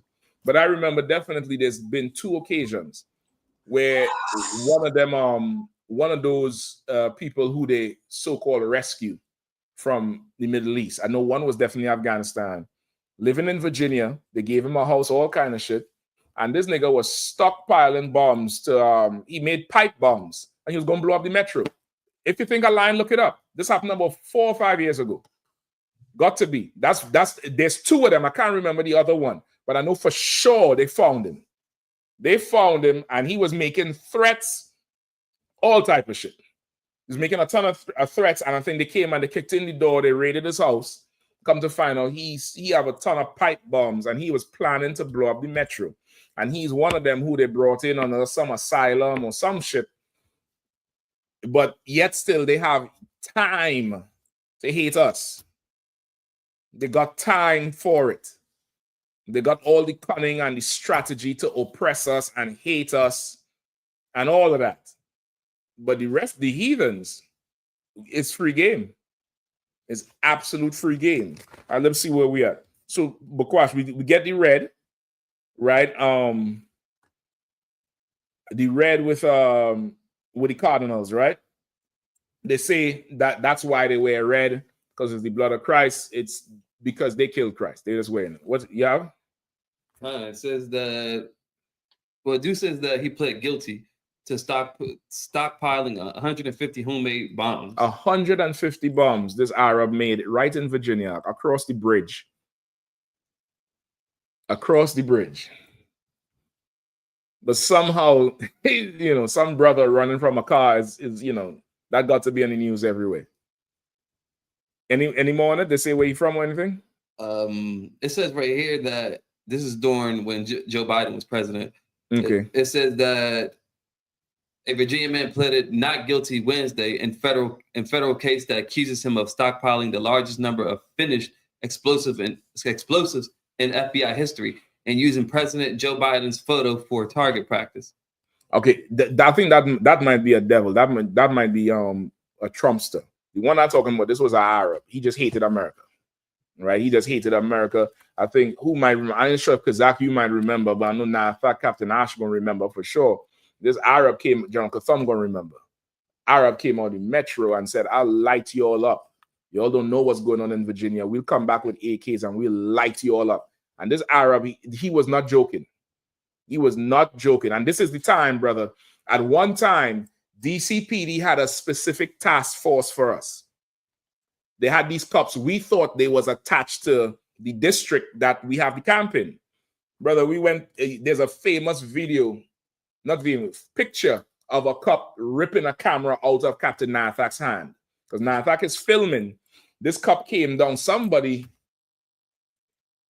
okay, how did it go? It was a whole setup.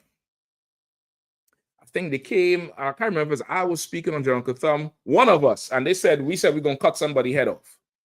Some white man lied. So he ready to, you know, arrest everybody. And we said, no, we had the camera. It's right there. Ain't nobody say that. He said, well, he had to seize the camera. General Katham said, nah, you ain't taking no camera. That's our protection. He said, nah, I have to take the camera. He said, nah, you got to go get a warrant for that camera. This cop, he don't give a damn about no rules. He stole the camera from Captain Nathak. He went to him, wrestled the camera, pull it from his hand. And as he walking off, General Katham said, so, oh, you're going to steal now. You're stealing now. And then he gave it back.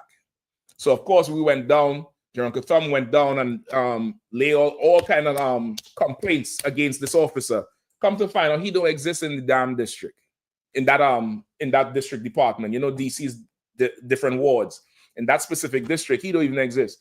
They got some special task force, and he is part of that task force. They report to somebody else. Here's the kicker. He's Jewish.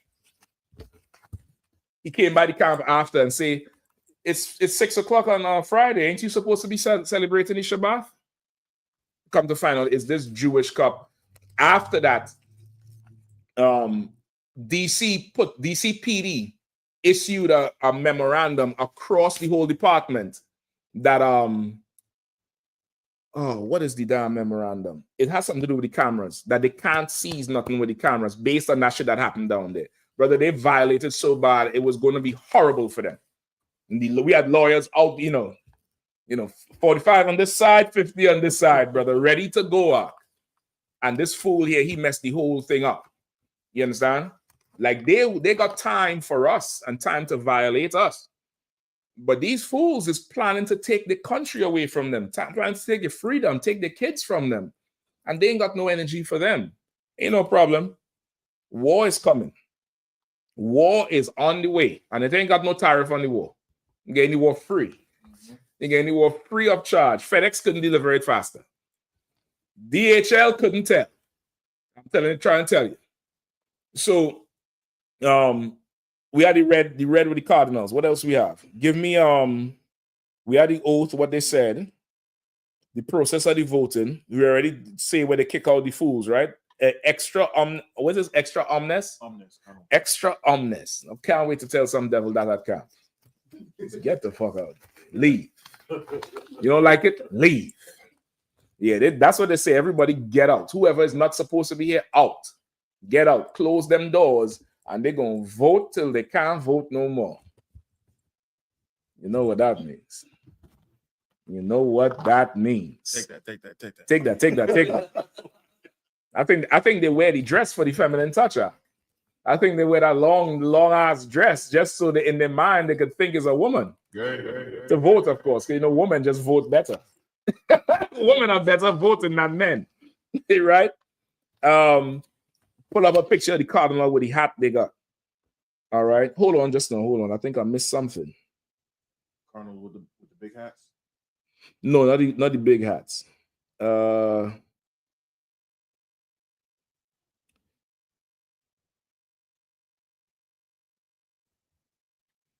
on. I do think something. Hold on. Give me all right, give me the cardinal with the little red yarmulke. All right, give me that. Give me also the amount of the amount of the cardinals. Oh, what's the vote majority? I think it's the voting majority. What is the voting majority to win? Hold on.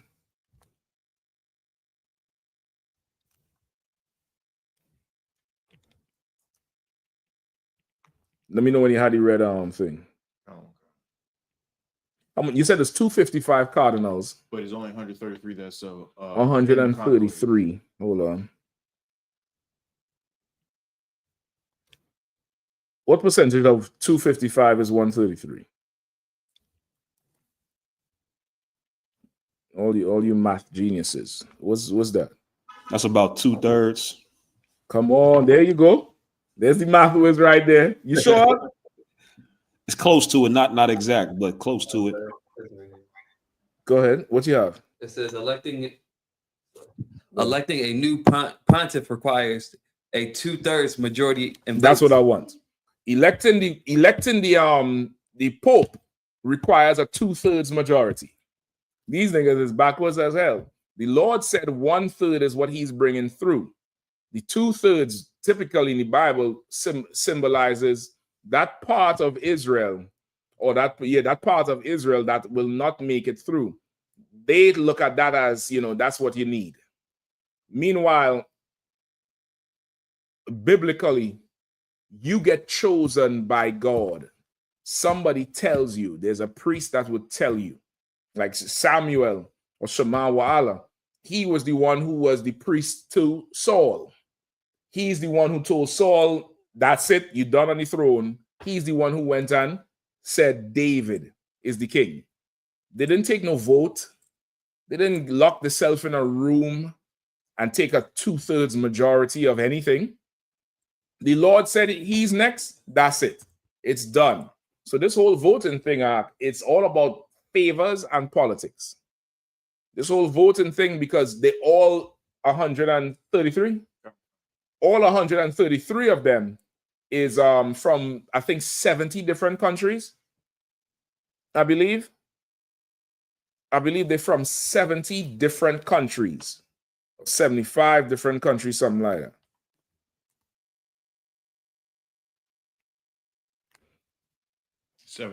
Seventy different countries. I have a breakdown of it. Go ahead, come on. 52 of them is from Europe. 23 is from Asia. 52. 2/3 of them is white. Like, goddamn. Kind. Go ahead.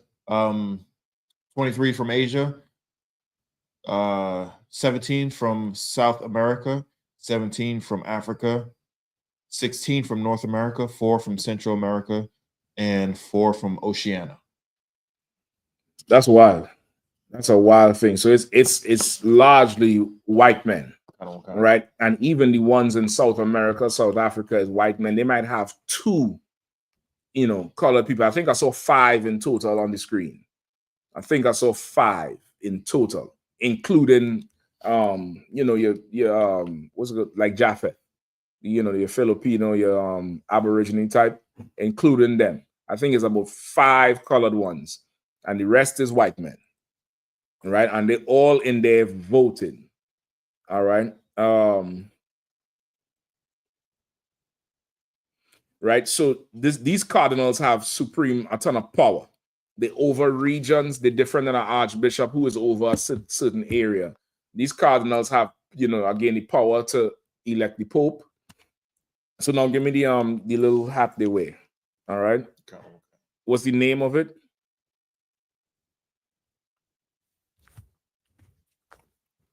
Just pull it up on the screen and give me the name. Right now. Go ahead.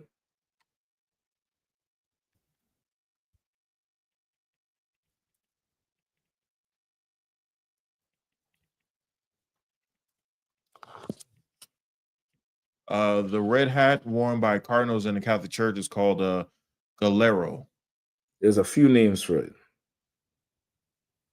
And the red skull cap worn under the it. skull cap. The Guerrero is the thing that looked like one of them old school biscuit containers. You remember when you go by your grandmother for Christmas, she pull out the Danish cookies, and it had the ribbon on it. They have something like that they put on their head. It usually be red or black or red and black. And when they take off that, they got the little yarmulke, the little plate on top of their head, like the small hat. Right? Go ahead. And that's called the zucchetto. The zucchetto sound like some kind of thing, some kind of food. It's called the zucchetto, not to be confused with the yarmulke, but it's called the zucchetto. You have the zucchetto up on the screen? Sir, I have it. Show them that zoo. Salaki too, sir. Come on, This zucchetto, this directly comes from the Greek pileus, the same cap that the Greeks made us wear, which is where the yarmulke comes from, because the Jewish man today comes from the Greeks and the Romans. So this zucchetto, it comes from the Greek pileus, that cap that they wear. And that's the cap that's in the Apocrypha? Kanwakan, sir. Please find the scripture for me. What's it called? The Apilius? Pileus, Kanwakan. Pileus is the man who made it, or that's what they called it? That's just what they call it, sir. Pileus. You could look up Pileus too to see where it originates from. Or not. All right. We have a call or something? No. Okay, no sweat. So what's that? The zucchetto? Zucchetto, kind of. The zucchetto is not to be confused with the yarmulke, whatever it's called, yarmulke, right? It's worn by these cardinals, and you will never guess why. Who knows why it's worn by these cardinals? You could look it up if you want to.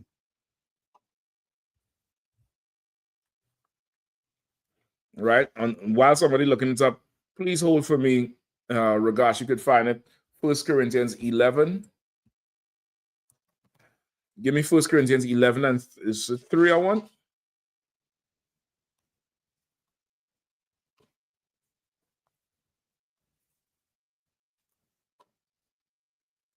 With the head covering? Yeah, give me 4. Hold 4. And read that for me when you get it. 1 Corinthians 11 and 4. Come. This is the book of 1 Corinthians chapter 11, verse 4. Every man praying or prophesying, having his head covered, dishonor his head. Right? Every man praying or prophesying, having his head covered, dishonored his head. And his head, from 1 Corinthians, is Christ. The head of every man is Christ. The head of Christ is God. Any man praying or prophesying with his head covered, dishonoreth his head.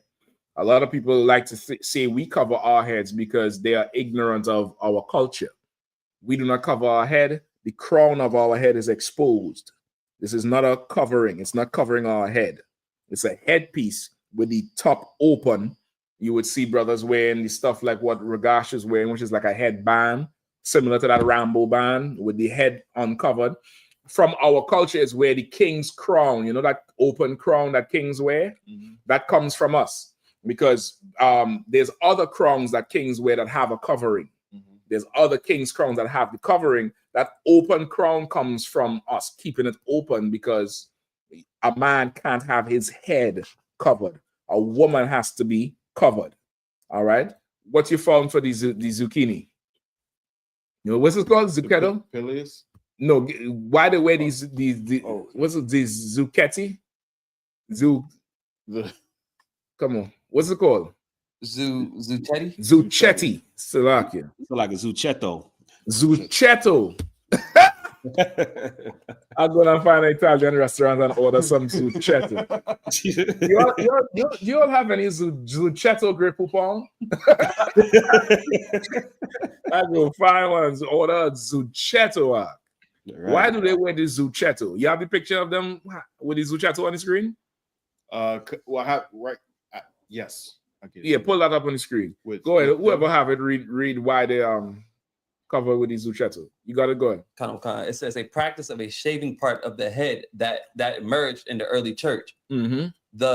So you all know the Christian monks, the brotherhood of the monks, that would be the opposite of the nuns. The monks would shave their head, right? Because these idiots read in the scriptures where a man should not have his head covered and say, well, here is a covering, so shave your head. Because they read the scripture where they say a woman's hair is her covering, it's a glory, it's a beauty. They don't understand context. Because how does she uncover her head then if her hair is her covering? It's like two things. I've heard that the Jewish women, in order to cover their head, they wear wigs. They cut their hair down low and then they put wigs on so that's covering their head. I don't know, brother. That's why their hair look, effed up. It's because it's just a wig. Listen, I couldn't tell you. I could not tell you. Me myself, I'm more expert on black women's head. Sometimes it's hard. God damn. What Shabbat say? Wine is the ingredient. He would say wine. Listen, I ain't had a wine, but I got some grape Shabbat. That's the best I could do for right now. Yeah. I'm trying to get drunk on these fruits. It's a lot, girl. Boy, it was kind of slight. So I'm being funny, but I'm not being funny at the same time. Come on. Men get them units now. You know what I'm saying? Are their heads covered when they put that thing on? Okay. Okay. That part, I wouldn't even go that far with it. Because, okay, there's more going on with that brother's mind than worrying if his head is covered or not. Okay.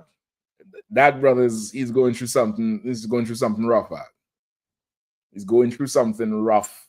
Most brothers just get a hat and will never take the shit off.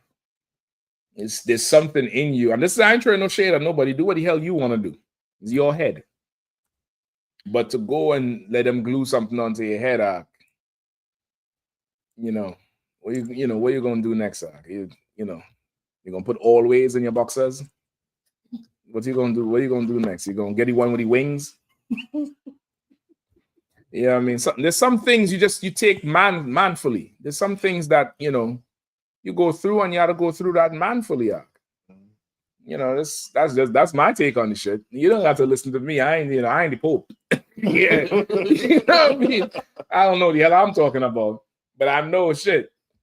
If that's what I have to deal with later on, I'll deal with it manfully. You had enough years with hair. You just cut the thing down and rock it out. Big deal. Wear a hat. You know what I mean?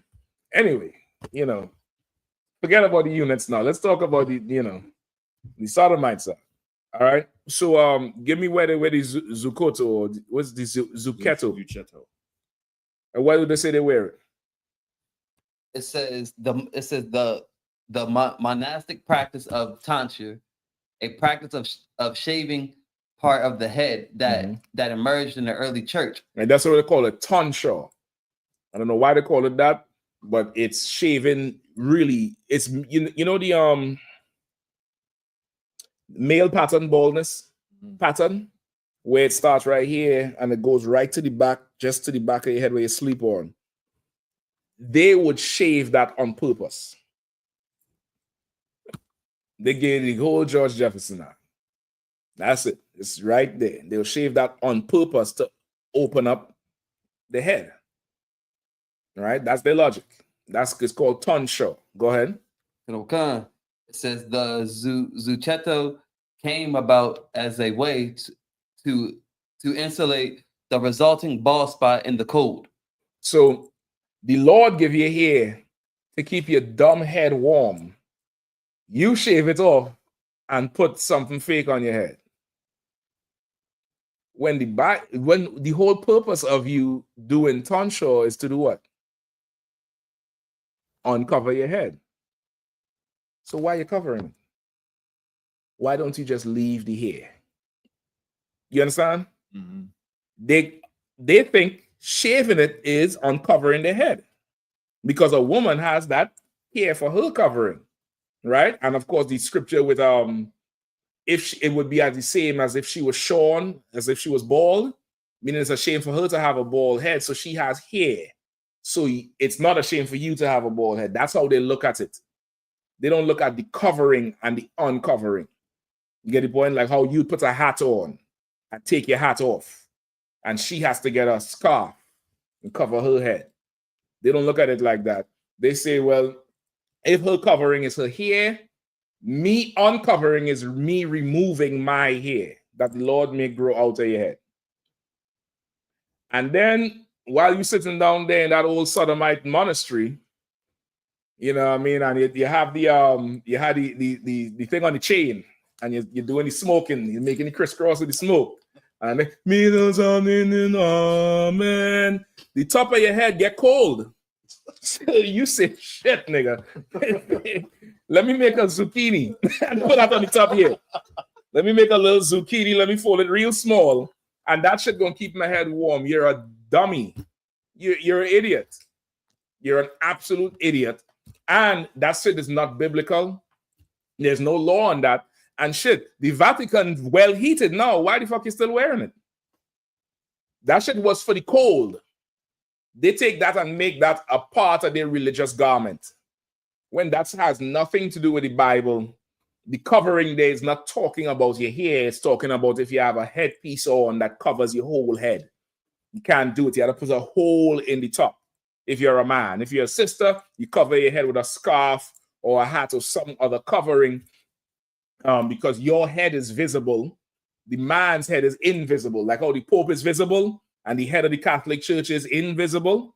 It's the same premise in terms of it. The head of man is Christ. He's not here. He's not here. You get the point? Okay. So now a man has to uncover his head. Her head is right in front of her face. Mm-hmm. She has to cover hers. You get the point? Okay. That's what it is. Right? That's what it is. But they now just backwards as hell, don't understand the Bible, can't follow nothing. They go about to establish their own righteousness. Right? And then going to vote so hard, they got to release black smoke at the end of the day. They just vote, and that electoral process is, it's something rough for a Catholic. You a cardinal. I know you got to drink a lot of coffee and shit, a lot of alcohol. Diddy could elect some of y'all. Diddy could go in there and help out with that electoral process. I can tell you that. Straight up and down, brother. You're gonna meet Sean, you're gonna meet Puffy, and you're gonna meet Diddy. He gonna get it done in 3 days. All right. What else we have? Hold on. The shaved head. Oh, give me what's the other one? Because I talk. The Apelles. You have a picture of it? Apelles. Sounds horrible to say. Yikes. I couldn't just call it a small hat. That's what I call it. I'll be damned if I say, hey, where's your Apelles? Nigga might smack you out. I got it up on the screen. So well, I'll read what it is. Mm-hmm. Kind of. The Peleus was a brimless felt hat worn in ancient Greece,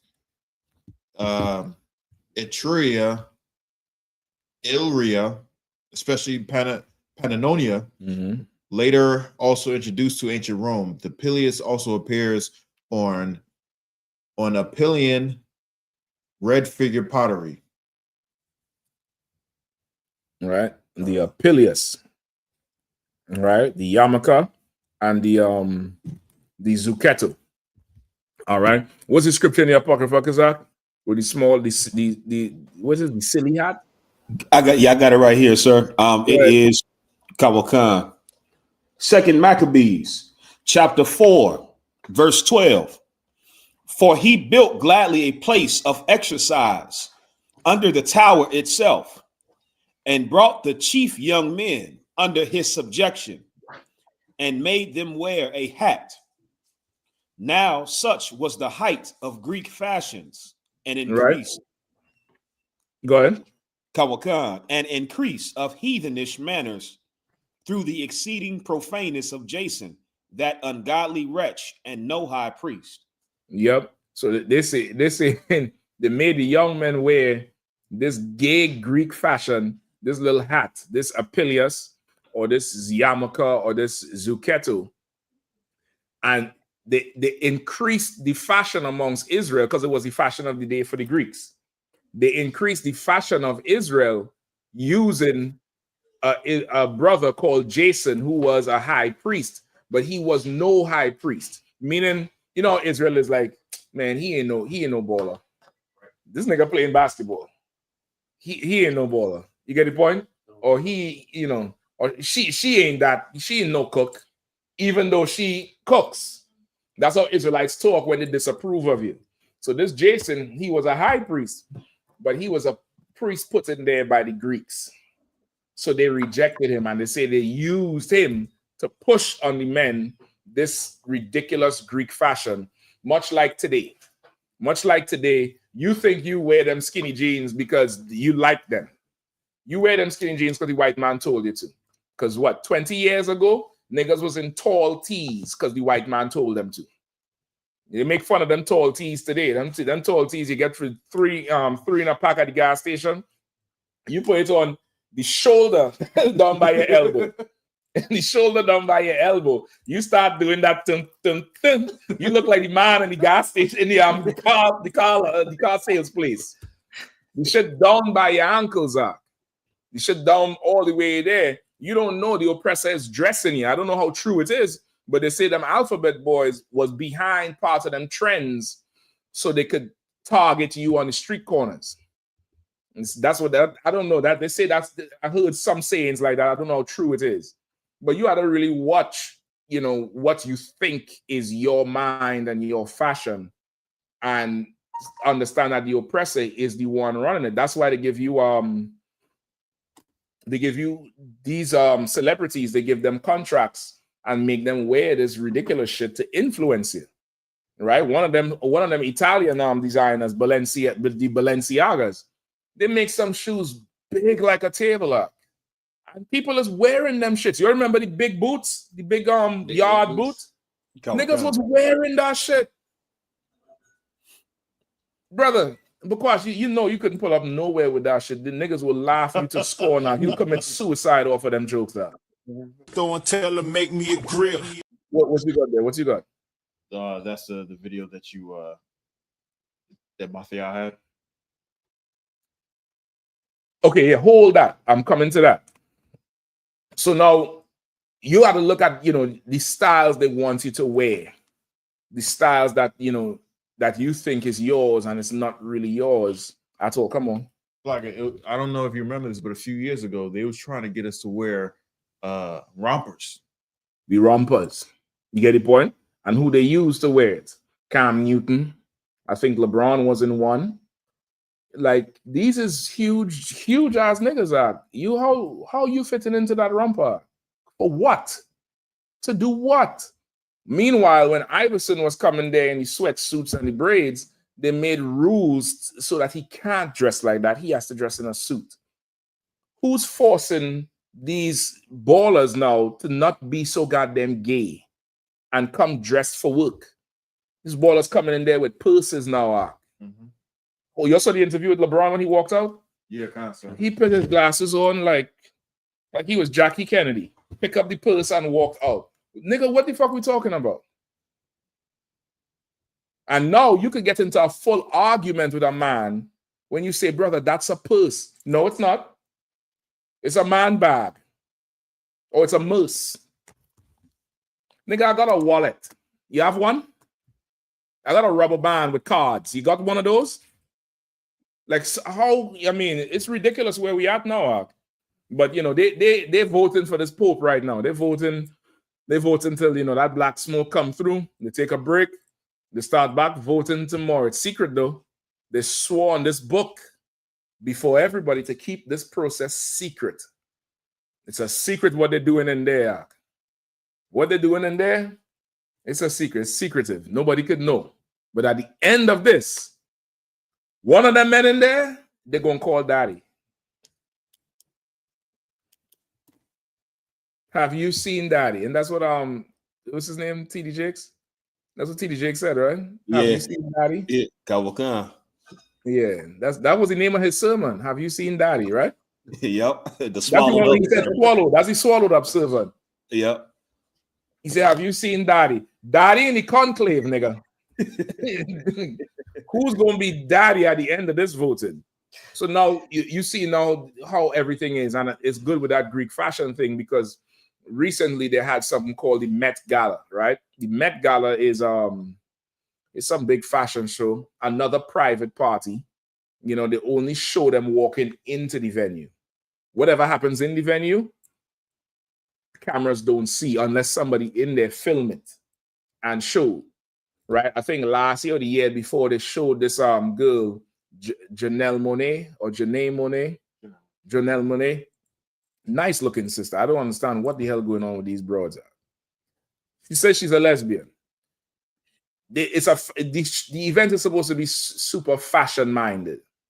So whatever big clothes they wear to go in there, she caught herself on top of the bar, damn near naked, all her clothes off, she was in the underwear. And there's video of it. And this is inside the Met Gala. White people walking on back and forth, and she called herself dancing and singing up there. And this is a private party, same way. You'll be mindful of what these celebrities is pushing, man. This is not there in their mind. This is some oppressor telling them what to wear, how to wear it. I personally believe them big ugly shoes is one of them nieces or nephew designing the shoe that you're paying $3,000 for. Slag, my man. Go ahead.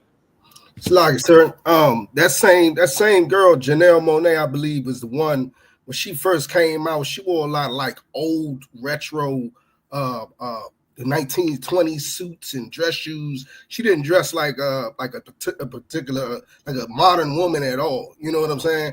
And she had a real dance style, and you could see all her arts. But now they just got her just dressing naked, like you said. Yeah, it's you know, she part of them now. She part of that whole thing now. She probably in the conclave too. I don't know. But they had this Met Gala last night, brother, and the theme of the Met was dandy. Right? That's what they call it, to be dandy. I don't ever want to be dandy. I fully understand what it means to be dandy now. I never ever wanted to be dandy, but sure as hell no, don't ever want to be considered dandy. Right? Dandy is what they would call, it's what they want to really say is like how you ever heard the term dapper? Dapper refers to a man who looks a certain way. That's what they want really for it to be, but not. Dandy is like a pretty man. That's what dandy is. You heard about Dapper Dan? Mm-hmm. The Dan is dandy. Right? He's Dapper Dandy. Right? He's Dapper Dandy. And he says it out his own mouth. You could look up videos of him saying he was the first dandy. That's what he said. He said, I was the first dandy, and I was a little bit different because I was making my own stuff. And he did his thing till, you know, the big companies had to come to him because his shit was just too fly. The shit he's making for the brothers is masculine for sure. Mm-hmm. But the whole point of dandy is a pretty man. That's what a dandy is. And they did this Met Gala where the men and the women is coming in there dressing, but the men is overflowing with it. Show the video up. Tell them.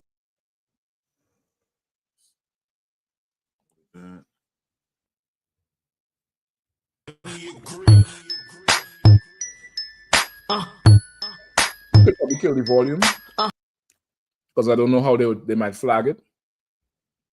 But you see what's going on there. This is a bunch of ridiculous dresses and garments, and that Andre 3000 come with a whole piano on his back, a huge piano on his back, because he released some album with a piano, playing the piano. And this is supposed to be the height of fashion. Again, just like the scripture said, that Apelles was the height of Greek fashion of the day. And it was pushed even more by that Jason, who was no high priest, and pushed on Israel, pushed on us. And that's what that thing is. It's very, very homosexual in nature, very feminine in nature, to be a dandy, to be that Dan, to be dandy. You get the point? It's different from Don, right? It's different from the word Don, which is like a boss or in charge. This Dan is from being dandy, being, like dainty. It's like that's dandy. You understand? And they've been doing that since Rome with them little hats and the cardinals gear. The cardinals, what they wear, that kind of half dress, big shirt shit. They think they're dandy, brother. Them purple faggots think they're dandy. You pull up some of pull up some of their stuff they wear for what they call the Passover.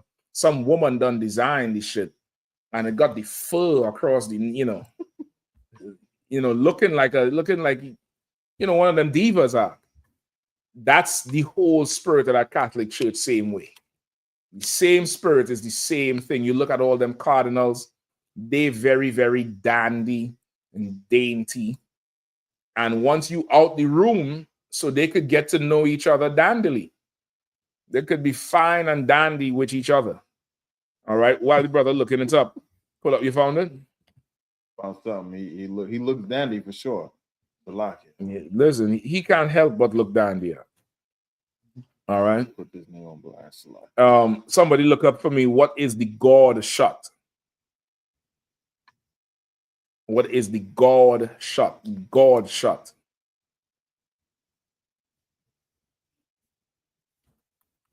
All right. Also, I need the scripture too. You'll line these up for me just for time's sake. All right. Give me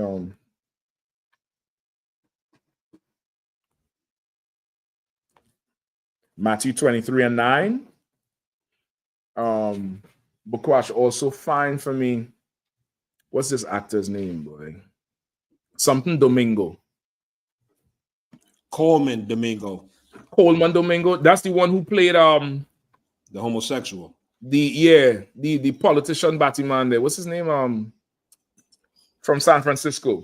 Oh, yeah. That's him, right?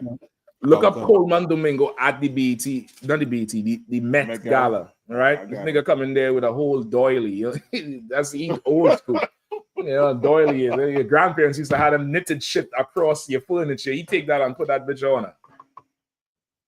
All right. When you finish with what I ask you for first, what I ask you to pull up first? The dandy pictures of them purple sodomites, right? Cancer. You have enough of them up there? Yeah, cancer. There's some dandy ass niggas out. Give me Coleman and whoever holding Matthew 23:9, give me that. Then give me Deuteronomy 22:5. I got Matthew 23:9, sir. Go ahead, please, sir. Khan. Matthew chapter 23, verse 9. And call no man your father upon the earth. Say it again. And call no man your father upon the earth. In fact, put a picture up of the Pope and the cardinals up there, please, sir. Go ahead, say it again. Khan. And call no man your father upon the earth. For one is your Father, which is in heaven. right? This is Christ here. It's written in red. And he's talking to his disciples. And he's telling them, call no man your father upon the earth. Now, does it mean you can't call your father your father? No, that's not what it's talking about. It's context. He is your father. But for you to call a man father, meaning he's going to give you the title of, I'm your father. You understand? Like the Pope. He called himself father. So what he wants you to call him is father. You're a Catholic. You go into the church. Father so-and-so is over the mass. You walking around the church. Father. That shit is so goddamn... Yeah.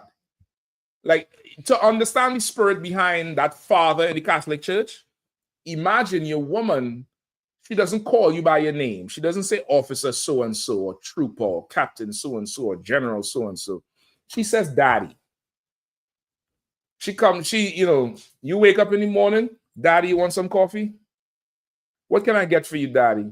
Hey, daddy. Depends on your relationship. She might put the Z on the shit. Now, take that. Father. Now you're wondering how many of these children get molested. Christ said, don't call no man father.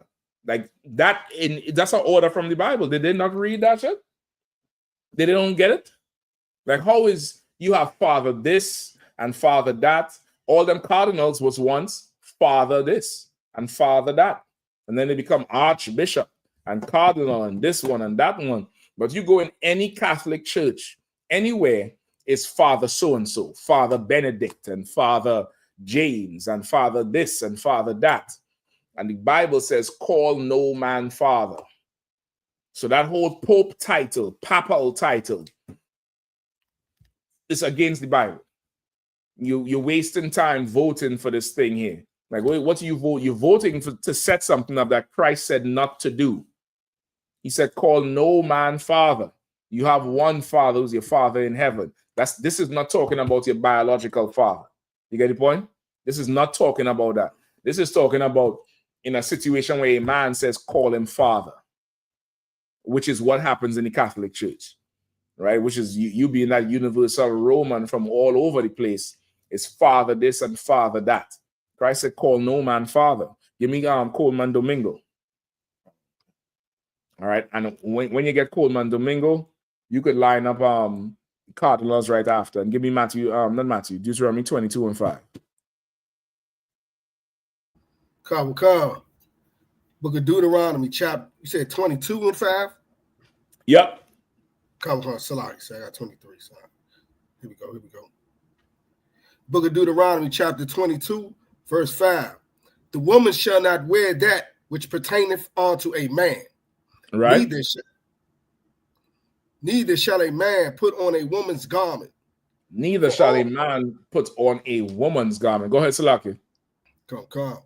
For all that do so are abomination unto the Lord thy God. For all that do so are an abomination unto the Lord.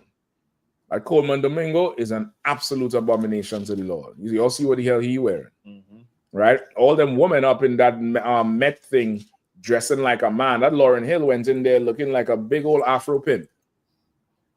I don't know if you all saw the hell she had. She had like a bright yellow suit with a big afro. You're a woman. They're pushing certain things in our community, brother, using Israelites. And just like in the Apocrypha, it said Jason was no priest. We now have to look at these celebrities like, you ain't no brother, you ain't no sister. You get the point? When they start to push these things on us, because that's what they're really doing. They're pushing these things on us. Remember, Puffy used to go up in that Met Gala and lay down on the step like some diva. Lay down on the step, and the little young broad who was with him would be there. And he would lay across the step like he's some old diva. Now he laying on a cut. They put the drawer in all his hairs. His head and his hairs is white like snow. Ain't no bad boy come out and play no more. You understand? Go ahead. Sir, whenever I would see the basketball player Russell Westbrook in a dress, he was at the Met Gala. Oh, I forget that shit. Look at that. They make that brother wear a damn dress. It's wild, dog. It's wild the things they do to us. And it comes from these type of people. Like I would not be surprised if from that Vatican is a lot of things coming down, into our communities. You get the point? I would not be surprised if it's a lot of, what would keep us in a state that we would keep worshiping and following after them. Because despite, all the videos and the information age we're in now, the Catholic Church still has a very, very strong following. Extremely strong following. Like they're waiting on the edge of the seat right now to find out who is going to be the next pope. You understand? When that last pope died, look up the video or the image of the big giant Caesar Borgia in Brazil, in Sao Paulo. Right? They have that big giant Caesar with his hands out, white Jesus. Brother, they got they got a projector and projected the Pope onto the statue. Let me know if you find it. With the Pope on it? Yep. They projected the Pope onto the statue. Hold on, let me see if I find it for you.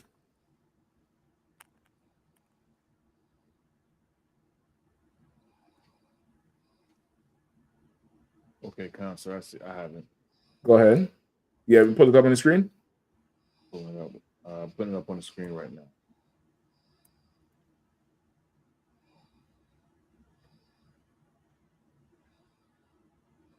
And there's different images of it too.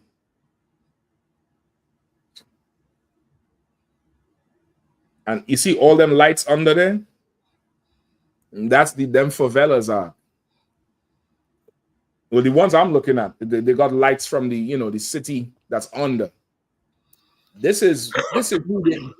Go ahead. Somebody saying something? Nah, sir, I was clearing my throat. Slack. No sweat, no sweat. This is who they, our brothers and sisters who live in not rich, in poverty, have to look to for hope every day. This big, gigantic statue of Caesar Borgia. And now that the Pope is there, the Pope face is on him. So what's the correlation they're making? That this here is Christ on earth, his representative on earth. This is God on earth. This is, white supremacy. This is, your mark of the beast that's getting reinforced in your head day and night. And now they're waiting with bated breath on this election to go by. They're waiting on this vote to come by and see who's going to be the next pope. Brother, war is coming. War is coming, and it don't matter who the pope is. Christ is going to reclaim this earth. Christ is going to come with 200 million angels, 200,000 angels, and reclaim this earth. And that white pope you're going to elect, or the black one, or a woman, I don't give a damn. Whoever is in the Vatican, they're going into slavery when Christ returns. Right. All them cardinals, they're going to be wearing blood. It ain't going to be Christ's own, though. When Christ returns, that garment, that red and white garment is really going to be red. It's going to be good and red when Christ returns. So they could do all their voting, all the nasty nonsense now that going on behind closed doors and all that kind of nonsense in the Vatican City, which is like a separate country, and elect some white man to sit on top of a ton of child molesters. That's one thing they say this new pope gonna have to deal with. All the child abuse allegations. All of them. I think last year they had one day in the UK, brother. They say he was effing everybody up. It was bad in that damn church, and he was an archbishop. He was an archbishop. I forget his damn name, but it was huge news when the story broke out.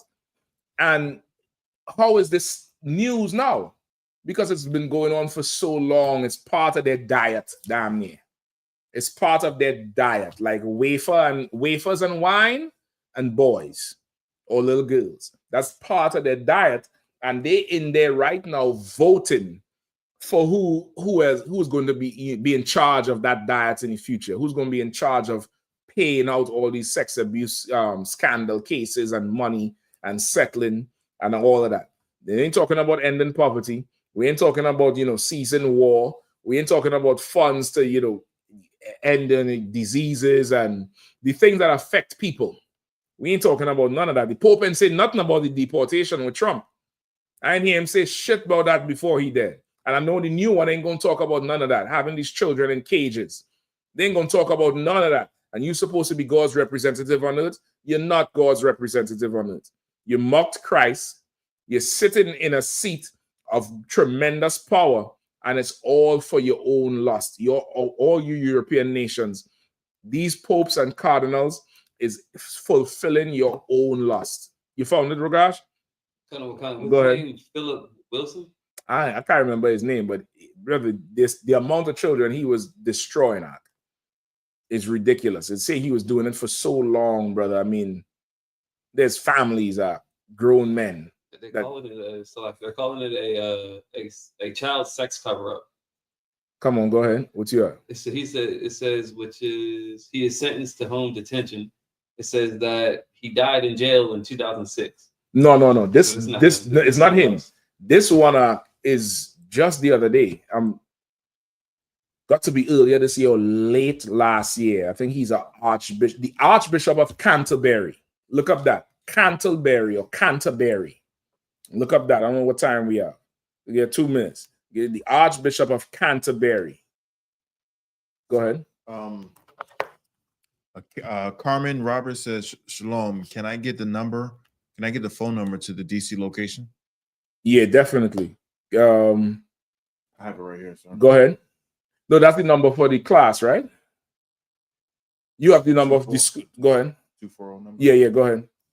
It's 240-701-4825. Right, make sure you put it up on the screen too. Put it up on the screen or put it in the chat? Chat screen, wherever you want. Okay. Both, you could do both.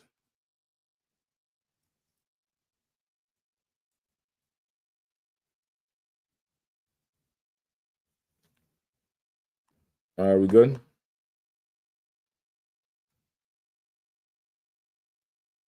Right, the Archbishop of Canterbury. He resigns over sex abuse scandal. They say, brother, he was, I mean, anything come in that church, like he putting it on them, man. And hiding and covering up and paying off and all kind of shit. And that's who they go into vote in. That's who they're going to vote in, brother. It's a ridiculous thing that we're witnessing right here. But ain't no problem. War is coming to end it all. Pray for this war to start.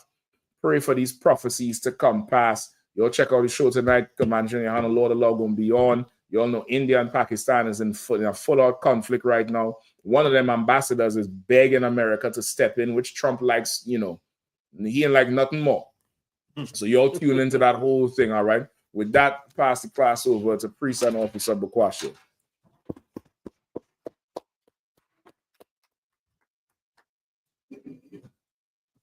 Security announcements. We are the I.S.U.P.K out of 1 West, 125th Street, Harlem, New York, under Commander General Yahanna.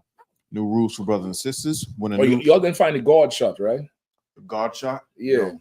The God shot is some shot with they take with the camera, brother, where the sun is coming through the clouds, and they call that the God shot, which lets you know who they really just worship in the sun. All right, Salaki. I forget to bring that up, that whole part out. Go ahead. New rules for brothers and sisters. When a new brother or sister comes to the school, they're off limits for 6 months. They're to shed themselves. They're to be saluted only. They're here to shed themselves of the world. After 6 months, if a brother or sister has an interest in a particular person, he or she must get permission from the head to speak to a brother or sister. There is another 6 months in which a brother or sister will court each other. Go ahead. There is another 6 months in which the brother and sister will court each other. After this 6 month period, the brother and sister will get permission from the head to marry. Tithes, which is a commandment, you can find this in Numbers 18:21 and Malachi 3:8-10. Means 10th in Hebrew and is pronounced ma'ashera. 10% of every penny of any increase the Lord gives you, give to the Treasury Department or teacher. Priest fund, free will offering for priests, not mandatory whatsoever amount you would like to give. Upcoming Holy Convocation, we are currently in the Feast of First Fruits. It started the day after the Sabbath of unleavened bread, sundown, April 20th, 2025. You count 50 days to celebrate, and we celebrated on the 50th day, which is Sunday, June 8th, 2025 starts before sundown. You can find this in Leviticus 23, 10 through 22. Also,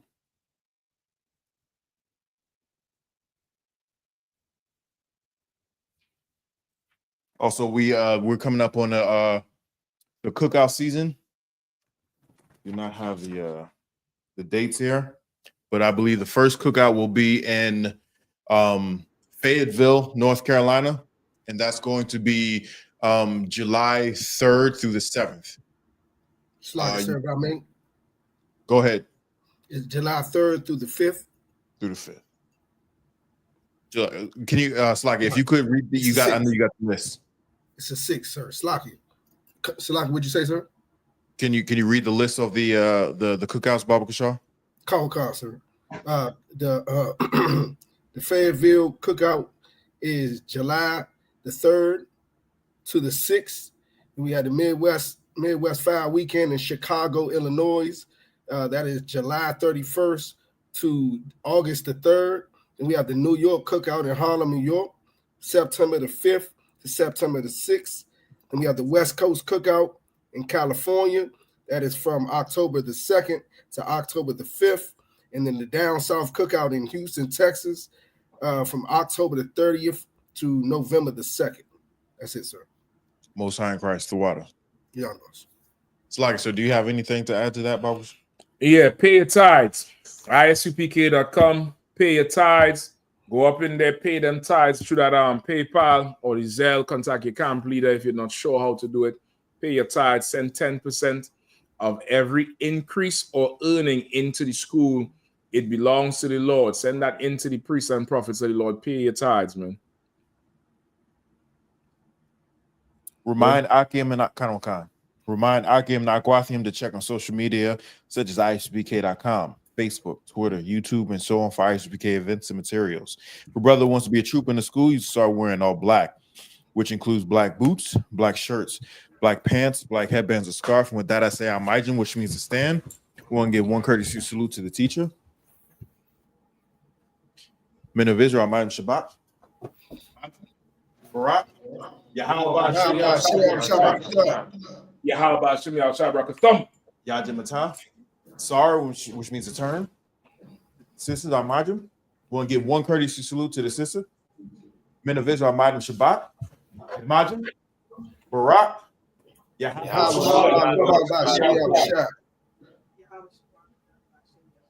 Yajimatah. Class dismissed.